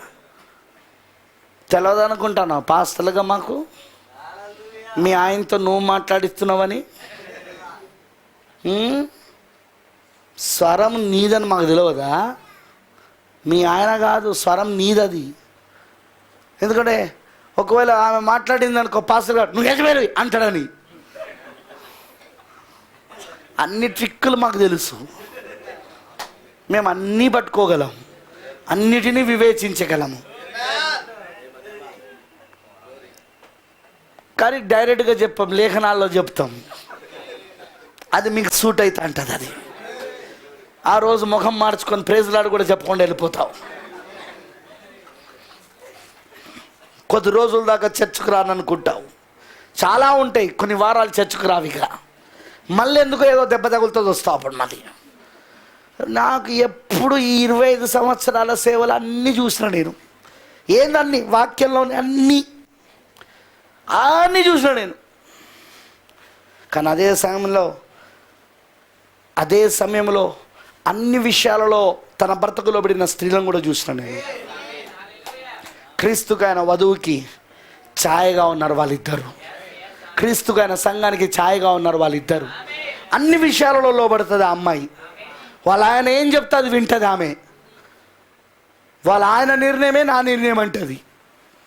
ఎప్పుడైనా గుర్తుంచుకోనండి, ఇంటికి యజమాని పురుషుడు, అతను తెలివి తక్కువవాడు కావచ్చు, అతనికి జ్ఞానం లేకపోవచ్చు, నీలాగా నీనంత తెలివి లేకపోవచ్చు, స్త్రీ అయిన నీ అంత తెలివి లేకపోవచ్చు, నీ అంత జ్ఞానం లేకపోవచ్చు, అయినా కూడా అతని అధికారం కిందనే ఉండాలి. పాస్టర్ గారు ఇది అన్యాయం. అన్యాయం ఎట్లయితుంది? నీకే తెలివి ఎక్కువైంది, తక్కువ చేసుకో. మీ ఆయన కంటే తెలివి నీకే ఎక్కువైంది, తక్కువ చేసుకో. ఇదే న్యాయం, ఇదే లేఖనం. ఆయన కంటే ఎక్కువ తెలివైంది. సరే, ఇప్పుడు ఆత్మీయంగా చెప్తా. సంఘానికి క్రీస్తు కంటే ఎక్కువ తెలివి ఉంటే ఎట్లా చెప్పాలా? నాకు క్రీస్తు కంటే నేను ఎక్కువ జ్ఞాని అని అనుకుంటే ఎట్లా? ఇప్పుడు చెప్పు. క్రీస్తు నేను చెప్పినట్టు నాలా నువ్వు అంటే ఎట్లుంటుంది? ఇప్పుడు నా నిర్ణయాలు నువ్వు ఫాలో కావాలంటే ఎట్లుంటుంది? చెంపల మీదకి వెళ్ళకూడతాడు ఆయన. నీ అధిక జ్ఞానం నా దగ్గర చూపించకు, నీ అధిక తెలివి నా దగ్గర చూపించకు, తగ్గు తగ్గు తగ్గు అంటాడు ఆయన. ఇది కూడా అంతే. దేవుడు నీకు భర్తని ఇస్తున్నప్పుడు ఆయనకు తెలియదా నీకు యజమానిని ఇస్తున్నాడని? ఆయన నువ్వు తెలివి తక్కువడని ఎట్లా అంటావు? ఆయనకు జ్ఞానం లేదని నువ్వు ఎట్లా అంటావు? దేవుణ్ణే వెక్కిరిస్తానవా? ఆయన తయారు చేస్తున్న సృష్టిని వెక్కిరిస్తున్నావా? ఆయన తయారు చేస్తున్న విధానాన్ని వెక్కిరిస్తున్నావా? ఈరోజు స్త్రీలు అట్లా తయారైపోయారండి.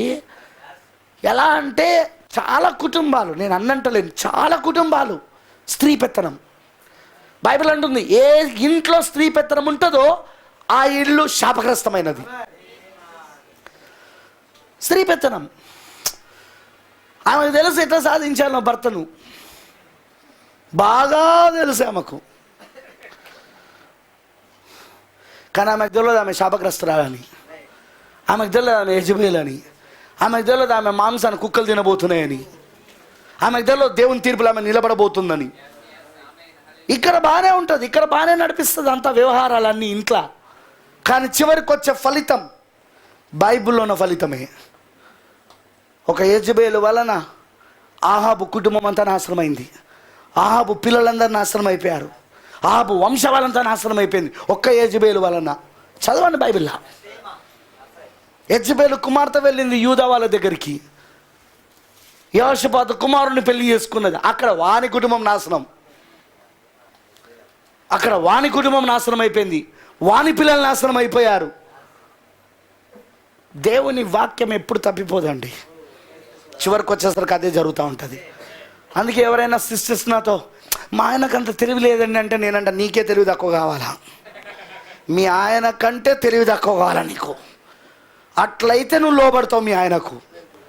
మీ ఆయన కంటే తెలివి అధికమైంది కాబట్టే నువ్వు లోబడతలేవు. సో మీ ఆయన తెలివి కంటే తక్కువగా వధువు ఎప్పుడు కూడా ఆత్మీయంగా కూడా క్రీస్తు జ్ఞానం కంటే తక్కువ ఉండాలి ఆమె.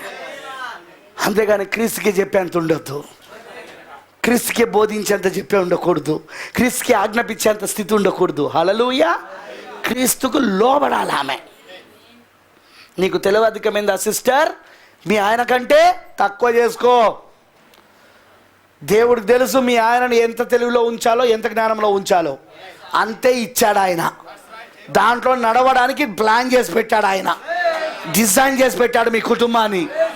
కాబట్టి మీ ఆయన కంటే ఎక్కువ తెలివిగా ఉండకు, తక్కువ ఉండు. డిజైన్ చేసిన వాడే నడిపిస్తాడు ఆయన. ఒకవేళ నువ్వు అనుకోవచ్చు అలా చేస్తే మా కుటుంబము అది ఇది అవుతుంది. నువ్వు చేస్తేనే అవుతుంది. లాస్ట్కి వచ్చేసరికి ఫలితాలు అవే కనబడతా ఉంటాయి. ఒక్కసారి వాక్య క్రమానికి భార్య భర్తలు తప్పిపోతే దాని ప్రభావం పిల్లలపైన కూడా ఉంటుంది. ఇక తరతరాలు ఉంటుంది దాని ప్రభావం. ఒకవేళ ఈ అమ్మాయి వాళ్ళ అమ్మనే, వాళ్ళ ఆయనను, వాళ్ళ భర్తను, వాళ్ళ నాన్నను పరిపాలిస్తున్న వాళ్ళుగా కనబడింది అనుకో, రేపు ఈ అమ్మాయి ఇంకోళ్ళ ఇంటికి పోయి ఏం చేస్తుంది చెప్పండి? యెజబేలు కూతురు అందుకే పోయి ఏం చేసింది అక్కడ? మీకు బైబిల్ దొరకకపోతే నేను ఏం చేయాలి రా బాబు? కనీసం బైబిల్ అనేది తెలిసి ఉండాలి మీకు. ప్రతిదీ లేఖనం తీసి చూపించే టైం ఉండదు. యెజబేలుకు కుమార్తె ఉన్నదా? అతలియా దాని పేరు. అది ఏం చేసింది? ఎవరింటికి వెళ్ళింది? అది యూదా. ఇక్కడ ఇజ్రాయెల్ ఇంట్లో పుట్టింది, యూదా ఇంటికి వెళ్ళింది. అవునా? వెళ్ళి ఏం చేసింది? అక్కడ అందరిని చంపడం మొదలు పెట్టలేదా? ఎందుకు? కూతురు అట్టనే పెరిగింది కదా, ఆ వాతావరణంలోనే పెరిగింది కదా. ఏం చూసుకుంటే పెరిగిందో దాని ఫలితమే తీసుకొచ్చింది అక్కడ. అందుకే పెళ్లి చేసుకునేటప్పుడు అత్త మామలను కూడా చూడాలా. ఈ పురుషులారా మీకే చెప్పేది, వాళ్ళ అత్త మామకు లోబడతారో లేదో చూడాలా. లేకపోతే ఇది ఇక్కడికి వచ్చినాక తబలాలే డోలక్లే. తిరిగి జన్మించిన అమ్మాయి చేదా పని. అఫ్కోర్స్ మనకి ఇప్పుడు ఒక గొప్ప కృప ఏంటో తెలుసా? తిరిగి జన్మించే అనుభవం. ఏ వాతావరణంలో పెరిగినా తిరిగి జన్మించడం ద్వారా మనం మారిపోతాం. అందుకే ప్రవక్త ఏమన్నాడంటే, తిరిగి జన్మించిన అబ్బాయినే పెళ్లి చేసుకో, తిరిగి జన్మించిన అమ్మాయిని పెళ్లి చేసుకో. ఎందుకంటే వాళ్ళలో ఉన్న పరిశుద్ధాత్మ వాక్యానికి లోబడేలా చేస్తుంది. ఏ వాతావరణంలో పెరిగినా వాళ్ళ వాక్యానికి లోబడతారు వాళ్ళు. అందుకే సంఘ కాబట్టి ఖచ్చితంగా సంఘానికి తిరిగి జన్మించే వర్తమానం చెప్పాలా, తిరిగి జన్మించే వర్తమానాన్ని చూపించాలా, వాళ్ళు తిరిగి జన్మించేటట్లు చెయ్యాలా.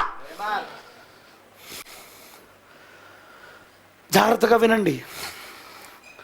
కానీ కొన్నిసార్లు ప్రభావాలు పడుతూ ఉంటాయి. తిరిగి జన్మించబడకపోతే మాత్రం అయిపోయినట్టే.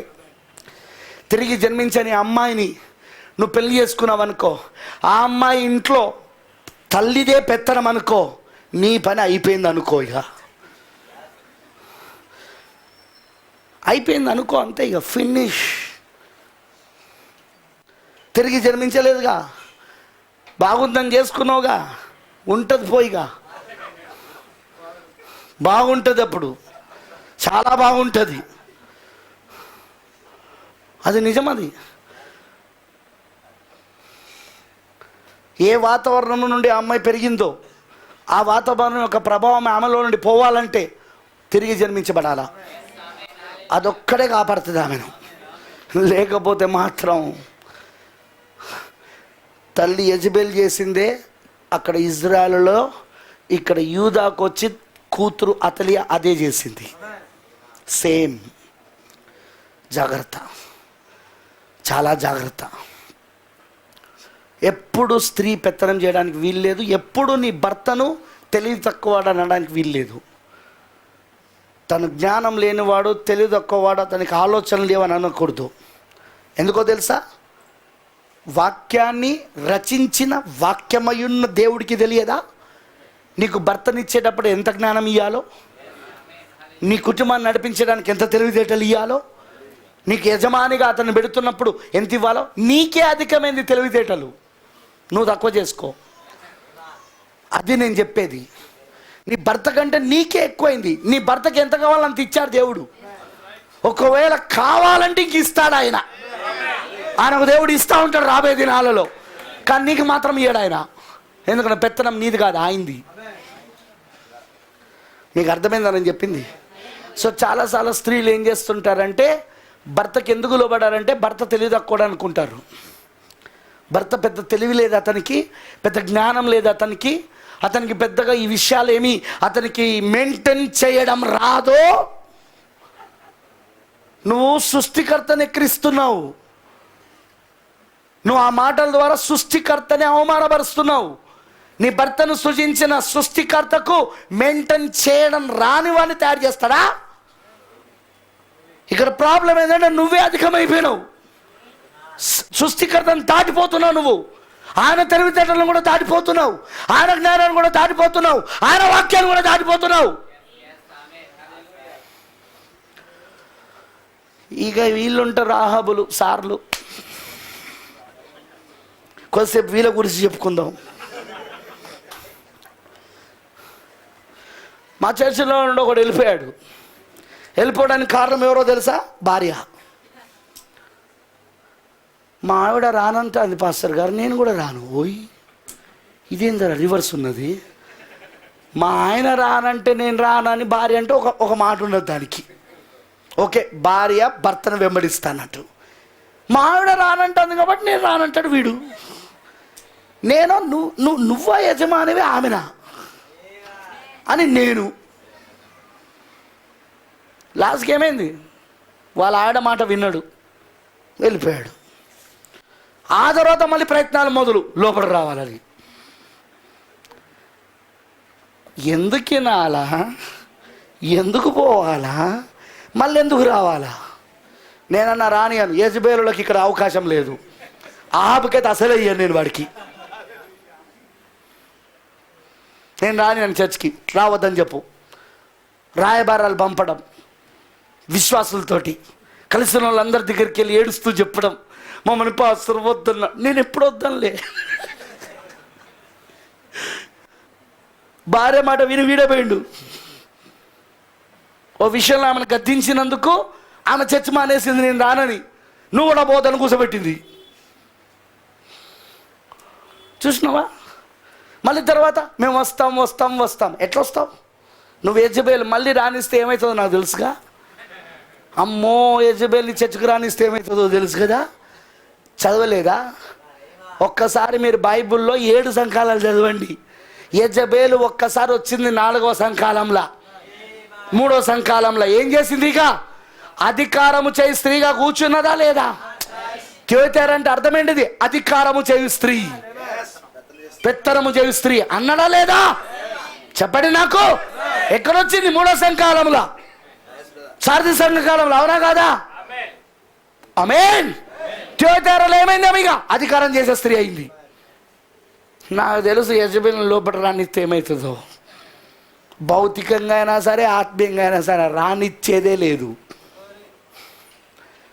ఎవరి దగ్గరకైనా పో, నా దగ్గర మాత్రం రాకు. ఎందుకంటే వెళ్ళినోడు అవుట్, వాడి పని కూడా. వాళ్ళు ఏ సంఘంలో అడుగు పెడితే ఆ సంఘం నాశనం. ఇక ప్రేమైన దొరి పిల్లలారా, నేను చెప్పేది మీకు అర్థమవుతుందా?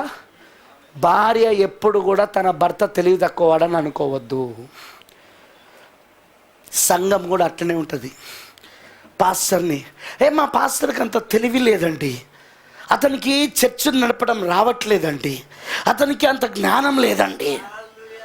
ప్రాబ్లం అతనికి జ్ఞానం లేకపోవడము, అతనికి చర్చ నడప రాకపోవడం కాదు. ప్రాబ్లం నీ దగ్గర ఉంది. ఎందుకంటే అతనికంటే ఎక్కువ వచ్చింది నీకు జ్ఞానం. తగ్గించు. నెవర్ సేస్, ఎప్పుడు చెప్పకూడదు. ఆ పాస్టర్ని, ఆ యజమానిని ఆయన సంఘంలో పెడుతూ ఉన్నప్పుడు నువ్వు జాగ్రత్తగా ఉండాలి. ఆయన గురించి మాట్లాడుతున్నప్పుడు you have to be very careful. ఆ పాస్టర్ గురించి మాట్లాడుతున్నప్పుడు అతను యెహోవా చేత అభిషేకించబడిన వాడై ఉండి వాక్యానికి అన్ని విషయాల్లో లోబడుతూ నడిపిస్తున్నాడు అనుకో. అతనికి తెలివి లేదని ఎప్పుడు నువ్వు అనకూడదు, అతనికి జ్ఞానం లేదని ఎప్పుడు నువ్వు అనకూడదు. ఎందుకంటే ఆయన్నే, శిరస్సే తన సంఘం పైన ఆయనను పెట్టాడు. జాగ్రత్త. ఇలా చెప్పుకుంటూ వెళ్తే చాలా ఉన్నాయి, కానీ ఒకటి మాత్రం మనకు మూలమైన సూత్రం అర్థమైంది. స్త్రీకి విజయం ఎక్కడుందంటే భర్తకు లోబడు ద్వారా, భౌతికంగా అయినా ఆత్మీయంగా అయినా. నువ్వు వాక్యానికి లోబడు, క్రీస్తుకు లోబడు, విజయం ఇక నీకు వచ్చేస్తూ ఉంటుంది. నీ శోధనలన్నీ ఆయన జయిస్తూ ఉంటాడు. నీ నిందలన్నీ ఆయన పడుతూ ఆయన దాన్ని మహిమగా మారుస్తూ ఉంటాడు. ఆమేన్, హల్లెలూయా. అర్థమైందని నేను చెప్పింది? ఆ విధంగా మీరు ఉండండి, దేవుడు మిమ్మల్ని దీవిస్తాడు. శిరస్సుకి ఎంతమంది లోబడాలనుకుంటున్నారు? శిరస్సుకు భౌతికంగా, ఆత్మీయంగా, రెండు విధాలా. నీ శిరస్సుకు లోబడాలని ఉందా నీకు? లోబడండి. 1923లో వచ్చిన శిరస్సుకి, వాక్యానికి.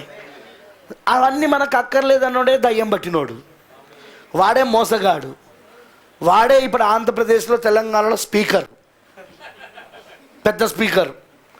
దాని కూర్చొని అవే అన్నటోళ్ళు ఉంటారు అక్కడ. ఎందుకంటే వాళ్ళు ఎప్పుడు శిరస్సుకు లోబడరు. వాళ్ళు ఎన్నడూ శిరస్సుకు లోబడరు. 1963లో వచ్చిన శిరస్సుకు వాళ్ళు ఎప్పుడు లోబడరు. కానీ 1963లో వచ్చింది ఎవరు? క్రీస్తు వచ్చాడు, శిరస్సు వచ్చాడు, భర్త వచ్చాడు, ఈ భార్యతో ఏకమయ్యాడు. ఆర్భాట వర్తమానం ఏంటిది? క్రీస్తు ఆయన వధువు ఐక్యపరచబడుట, అదృశ్య కలయిక. భార్య భర్తలు అదృశ్య కలయికలో ఉన్నారు ఇప్పుడు. ఆమెనంటారా? ఇప్పుడు ఈమె పైన సర్వాధికారం ఆయన కలుగున్నాడు. ఇప్పుడు ఈమె కూడా ఆయన అధికారానికి లోబడుతుంది. ఈమె కూడా ఆయన అధికారానికి పూర్తిగా అప్పగించుకుంటుంది. అదే ఈరోజు దేవుడు చేస్తున్న కార్యం. ఆమేన్. అందులోనే ఈమె విజయం ఉన్నది, అందులోనే ఈమెకు సింహాసనం ఉన్నది, అందులోనే ఈమెకు విజయోత్సవపు కిరీటం ఉన్నది. ఏందులో? వాక్యానికి లోబడుట్లో, భర్తకు లోబడుట్లో, శిరస్సుకు లోబడుట్లో. ఆమేన్. అర్థమైందని చెప్పింది. అందుకే ప్రతి విషయంలో వాక్యముతో చూసుకొని లోబడండి. ప్రతి విషయంలో, వింటున్నారా? ప్రతి విషయంలో వాక్యముతో చూసుకుంటూ లోబడండి. ఏదైనా వాక్యం ముందు, వాక్యములో ఉంటేనే చేయండి. వాక్యము తప్పనేది తప్పనండి, వాక్యం రైట్ అన్నది రైట్ అనండి, వాక్యం చేయమన్నది చేయండి, వాక్యం చేయొద్దు అన్నది చేయకండి. అంతే. అలా పూర్తిగా నువ్వు లోబడితే ఇక దేవుడే నీకు విజయాన్ని ఇవ్వడం మొదలు పెడతాడు ఆయన. ఎందుకంటే నువ్వు ఆయన భార్యవు కాబట్టి, నువ్వు ఆయన శరీరంలో శరీరం కాబట్టి, నువ్వు ఆయన ఆయన ఆయన ఆయన శిరస్సు కింద ఉన్నావు కాబట్టి, ఆయన విజయమే నీ విజయము, నీ విజయమే ఆయన విజయము. ఆమేన్. అర్థమైంది అందరికీ? అలా లోబడండి, దేవుడు మిమ్మల్ని దీవిస్తాడు. ఈ 2021లో ముఖ్యంగా ఈ సమయంలో అదిగో రెండవసారి స్టార్ట్ అయింది. మహారాష్ట్రలో కేసులు పెరుగుతున్నాయి. మహారాష్ట్రలో అతి త్వరలో ఆంధ్రప్రదేశ్కి కూడా వస్తుంది, తెలంగాణకు కూడా వస్తుంది. Yes, surely. ఆపలేరు ఎవరు దాన్ని, వస్తుంది అంతే. ఏ లాక్డౌన్ కూడా ఆపలేదు, ఏది ఆపలేదు. ఎందుకు ఇవన్నీ? మళ్ళీ చర్చలు మూసేస్తారు, మళ్ళీ అన్నీ మూసేస్తారు. గ్యారంటీ, అది గ్యారంటీ. ఇది కాకపోతే ఇంకోటి, ఇంకోటి కాకపోతే ఇంకొకటి, ఖచ్చితం అది. అదిగో పిఎం మోడీ, మన ప్రైమ్ మినిస్టర్ మోడీ మొన్న 14వ తారీఖున ఏమని చెప్పాడు? న్యూ వరల్డ్ ఆర్డర్ గురించి మాట్లాడాడు, కొత్త ప్రపంచ క్రమం గురించి మాట్లాడాడు. తెలుసా మీకు ఆ విషయం? మన ప్రధానమంత్రి నోటి నుండి ఏమొచ్చిందో తెలుసా? క్రొత్త ప్రపంచ క్రమము మొదలైంది. రెండో ప్రపంచ యుద్ధం తర్వాత ఎలాగుండేనో ఇప్పుడు అలాగొచ్చింది. ఇప్పుడు క్రొత్త ప్రపంచ యుద్ధం క్రమము ప్రారంభమైంది, న్యూ వరల్డ్ ఆర్డర్. అందులో భారతదేశం కీలకమైన పాత్ర పోషించబోతున్నది. అందుకోసమే ఇవన్నీ మేము తీసుకొస్తున్నామని చెప్పాడు. ప్రైవేటైజేషన్, అందుకే ప్రతిదీ ప్రైవేటైజేషన్. అందుకే మీరు ధర్నాలు చేయండి, ఏమైనా చేయండి, జరుగుతూనే ఉంటుంది అక్కడ. ఎందుకు? అది ప్రవచనం, అది ప్రవచనం, అంతే, జరగాలంతే. అది ఏ ప్రభుత్వం వచ్చినా చేస్తుంది. అది ఏ ప్రభుత్వం అని ఉండదు అక్కడ. వాక్యం దగ్గరికి వచ్చినప్పుడు ప్రవచనం నేరం జరుగుతుంది, అంతే. మన పిఎం నోట్లో నుండి వచ్చింది world order, new world order అని, క్రొత్త ప్రపంచ క్రమం అని. రీసెంట్గా మొన్న 14వ తారీఖున, ఫిబ్రవరి 14వ తారీఖున స్టేట్మెంట్ ఇచ్చాడు. అందులో కీలక పాత్ర మనం పోషించబోతున్నాం. అంటే ఏంటిది? సీక్రెట్ ఎజెండా నడుస్తుంది ఇప్పుడు. వరల్డ్ లీడర్స్ అందరూ ఒకటయ్యారు, నియంతల్లాగా తయారైపోయారు. చైనా చూడండి, ఒక నియంత పరిపాలన. రష్యా చూడండి, ఒక నియంత పరిపాలన.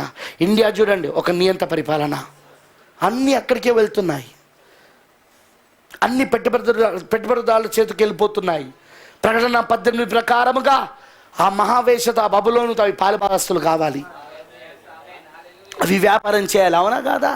అందుకే అన్నిటిని ప్రైవేటైజేషన్ చేయడం, ప్రభుత్వం కింద ఉన్న అన్ని కూడా పెద్ద పెద్ద సంస్థలన్నీ ప్రైవేట్ చేతులకు వెళ్ళిపోవడం. ఎందుకు? పెట్టుబడిదారుల యొక్క చేతులకు వెళ్తేనే అక్కడ లేఖనం నేర్పు జరుగుతుంది. బ్రదర్, సిస్టర్, ఒకవైపు ప్రవచనాలు నేర్పు జరుగుతున్నాయి, చాలా వేగంగా జరుగుతూ ఉన్నాయి. చాలా వేగంగా, చాలా స్పీడ్గా, ఎన్నడూ లేనంతగా చాలా వేగంగా ప్రవచనాలు నేర్పు జరుగుతున్నాయి. అదిగో ప్రవక్త చెప్పినట్టు రెండవసారి అమెరికా దేశానికి క్యాథలిక్ ప్రెసిడెంట్ అయ్యాడా లేదా? చెప్పండి నాకు. మొదటిసారి 1960లో జాన్ ఎఫ్ కెనడీ వచ్చినప్పుడు ప్రవక్త చెప్పాడా? చెప్పిన ప్రవచనం జరిగిందా అక్కడ? ఇప్పుడు రెండోసారి కూడా వస్తాడని అదే ప్రవక్త చెప్పాడు. మొదటి క్యాథలిక్ ప్రెసిడెంట్ కలుగునట్టుగానే అతి త్వరలో మనం రెండోది కూడా కలుగుంటామని అన్నాడు ఆయన. మరి ఆయన అన్నాడు అప్పుడు ఆ స్త్రీ పరిపాలన వస్తుంది అన్నాడు ఆయన. ఆ స్త్రీ ఎవరు? రోమన్ క్యాథలిక్ అయి ఉన్నది. రెండవసారి ఇప్పుడు జో బైడెన్ ఎవరు అనుకుంటున్నారు మీరు? అతను ఒక రోమన్ క్యాథలిక్ ప్రెసిడెంట్. అతను రోమన్ క్యాథలిక్ ప్రెసిడెంట్. నా దగ్గర వీడియోలు ఉన్నాయి, నేను షేర్ చేశాను already. Is a second time ఆయన ప్రవక్త చెప్పిన ప్రవచనం అది. స్త్రీ అంటే కమలా హారిస్ కాదు, ఆమె కాదు. స్త్రీ అంటే సంఘం, ప్రపంచ సంఘముల సమాఖ్యకు శిరస్సుగా ఉన్న రోమన్ క్యాథలిక్, పోపు రోము. స్త్రీ అంటే ఆమె, వాటికన్. ప్రేమైన దేవుని పిల్లలారా, ఇవన్నీ సీక్రెట్ ఎజెండాస్.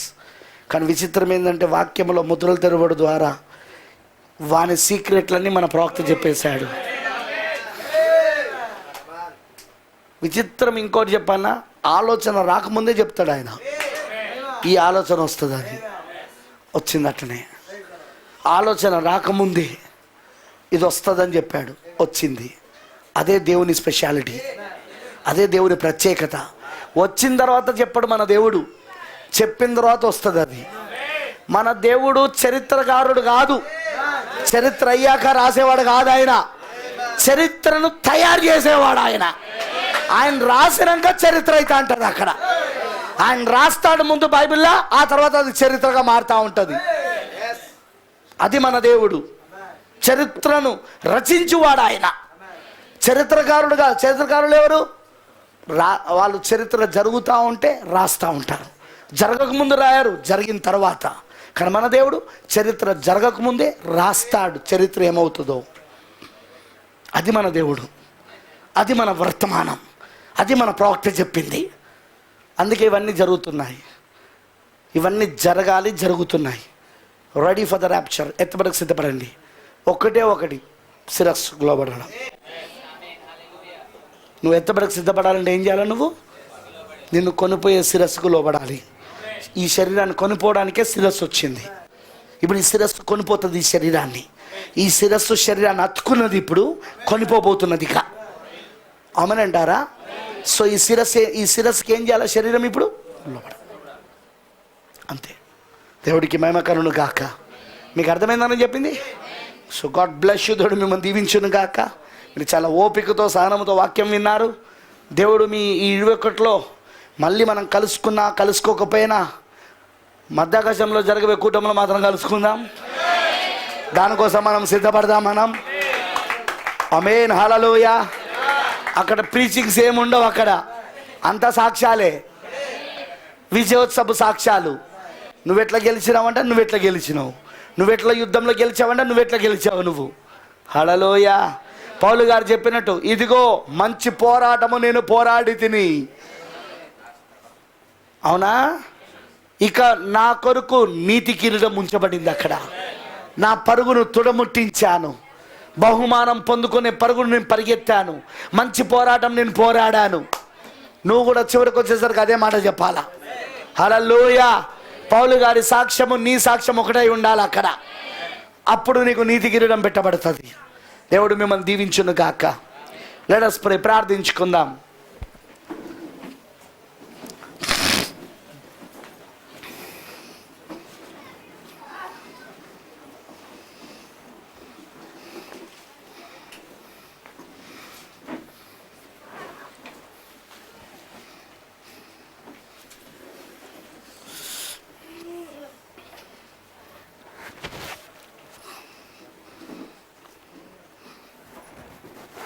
పూర్తిగా దేవుడికి సమర్పించుకుందాం.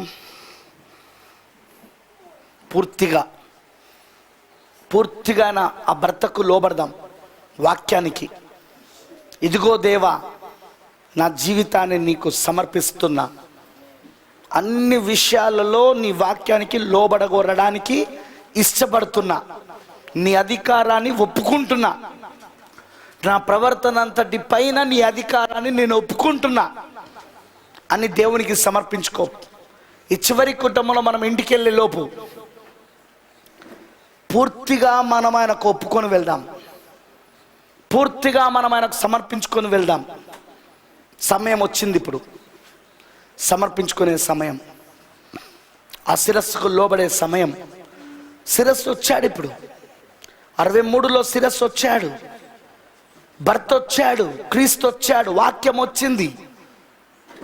ఇప్పుడు ఆ వాక్యానికి లోబడాలా నువ్వు, ఆ శిరస్సుకు లోబడాలి నువ్వు. ఇక నువ్వు ఆయన భార్యవైతే, ఆయన శరీరం అయితే లోబడాలి. ఇప్పుడు నువ్వు శిరస్సును అనుసరించి నడవాలి. ఇక నువ్వు శిరస్సును వెంబడించాలా, నువ్వు శిరస్సు అధికారాన్ని గుర్తించాలా, నువ్వు శిరస్సు అధికారాన్ని నువ్వు అంగీకరించాలా, నువ్వు గుర్తించి అంగీకరించాలా. నువ్వు పూర్తిగా నువ్వు లోబడాలి అనే విషయాలలో. ఇక్కడ నుండి ప్రభువా నీ వాక్యమే నా సంపూర్ణత, నీ వాక్యమే నా సంపూర్ణత, పరిపూర్ణత. నీ వాక్యము తప్ప నేను ఏది వెంబడించదలుచుకోలేదు. నేనేం చెయ్యాలన్నా అది ముందు వాక్యమా కాదని చూస్తాను. అది వాక్యము కాదైతే వదిలిపెడతాను, అది వాక్యానుసారం అయితే చేస్తాను. వాక్యమే నా డిసిషన్, వాక్యమే నా నిర్ణయమిగా, వాక్య నిర్ణయమే నా నిర్ణయము, వాక్య నిర్ణయమే తుది నిర్ణయమిగా నా జీవితంలో. ఇక్కడ నుండి వాక్యమే నన్ను పరిపాలించాలి, వాక్యమే నన్ను ఏలాలి, వాక్యమే నన్ను నడిపించాలి. మనుష్యుడు బ్రతుకుచున్నది రొట్టె వలన మాత్రం కాదు కానీ దేవుని నోటి నుండి వచ్చే ప్రతి మాట వలన నువ్వు చెప్పినట్టుగా నేను అలానే జీవించాలి. ఇక ప్రతి మాట ప్రకారంగా బతకాల, నేనిగా ప్రతి విషయాలలో ప్రతి మాట ప్రకారంగా నేను జీవించాల ప్రభువా. అందుకు నీ అధికారాన్ని నేను ఒప్పుకుంటున్నాను. అందుకు నేను పూర్తిగా నీకు లోబడుతున్నా. అది కష్టమైన నష్టమైన లోబడతా ప్రభువా. అది నిందలైన అవమానమైన లోబడతా ప్రభువా. అది శ్రమలైన లోబడతా ప్రభువా. ఏదైనా సరే నేను లోబడతా నీ వాక్యానికి. అలా నువ్వు సమర్పించుకో దేవుడికి.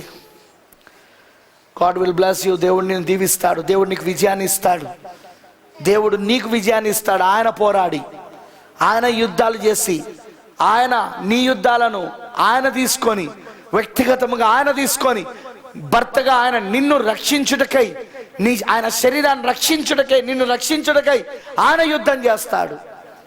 నిన్ను విజయోత్సవంతో ఊరేగిస్తాడు. లోబడు దేవునికి, లోబడు శిరస్సుకి, లోబడు వాక్యానికి. 1923లో వచ్చిన వాక్యానికి, శిరస్సుకి. అది అక్కర్లేదు అది ఇదని చెప్పేవాడు అబద్ధీకుడు, వాడే దొంగ బోధకుడు. గుర్తించు వధువా, గుర్తించు.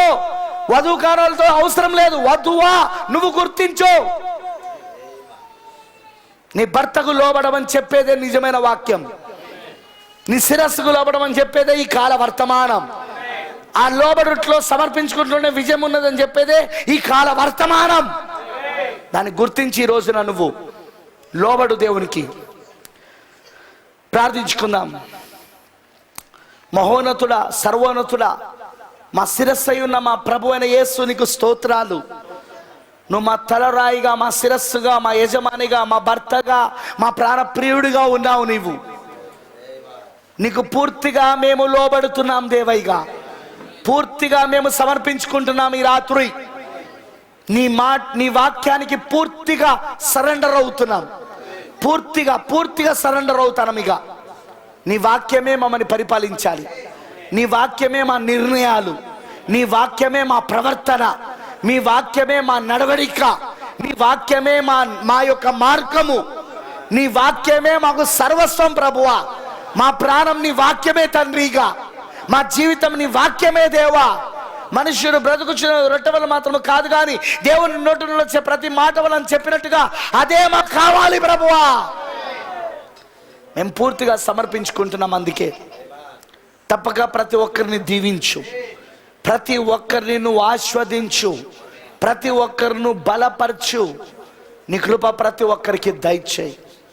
ఈ కృపా వర్తమానంలో నువ్వు ఇచ్చింది ఎందుకంటే నీ భర్తకు లోబడడానికి.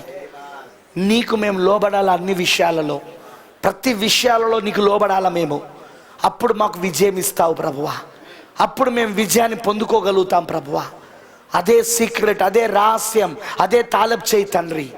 భార్య అన్ని విషయాలలో భర్తకు సమర్పించుకోవడం, లోబడమే ఆమె విజయానికి రహస్యం. ఈరోజు అదే మా విజయానికి రహస్యం దేవా. నీ కృప మాకు ఇవ్వు తండ్రి. నువ్వు ఇంకా దీవించు. పాస్టర్ అబ్రహాం గారిని, ఆయన భార్యను, ఆయన కుమారుణ్ణి ఆస్వాదించు.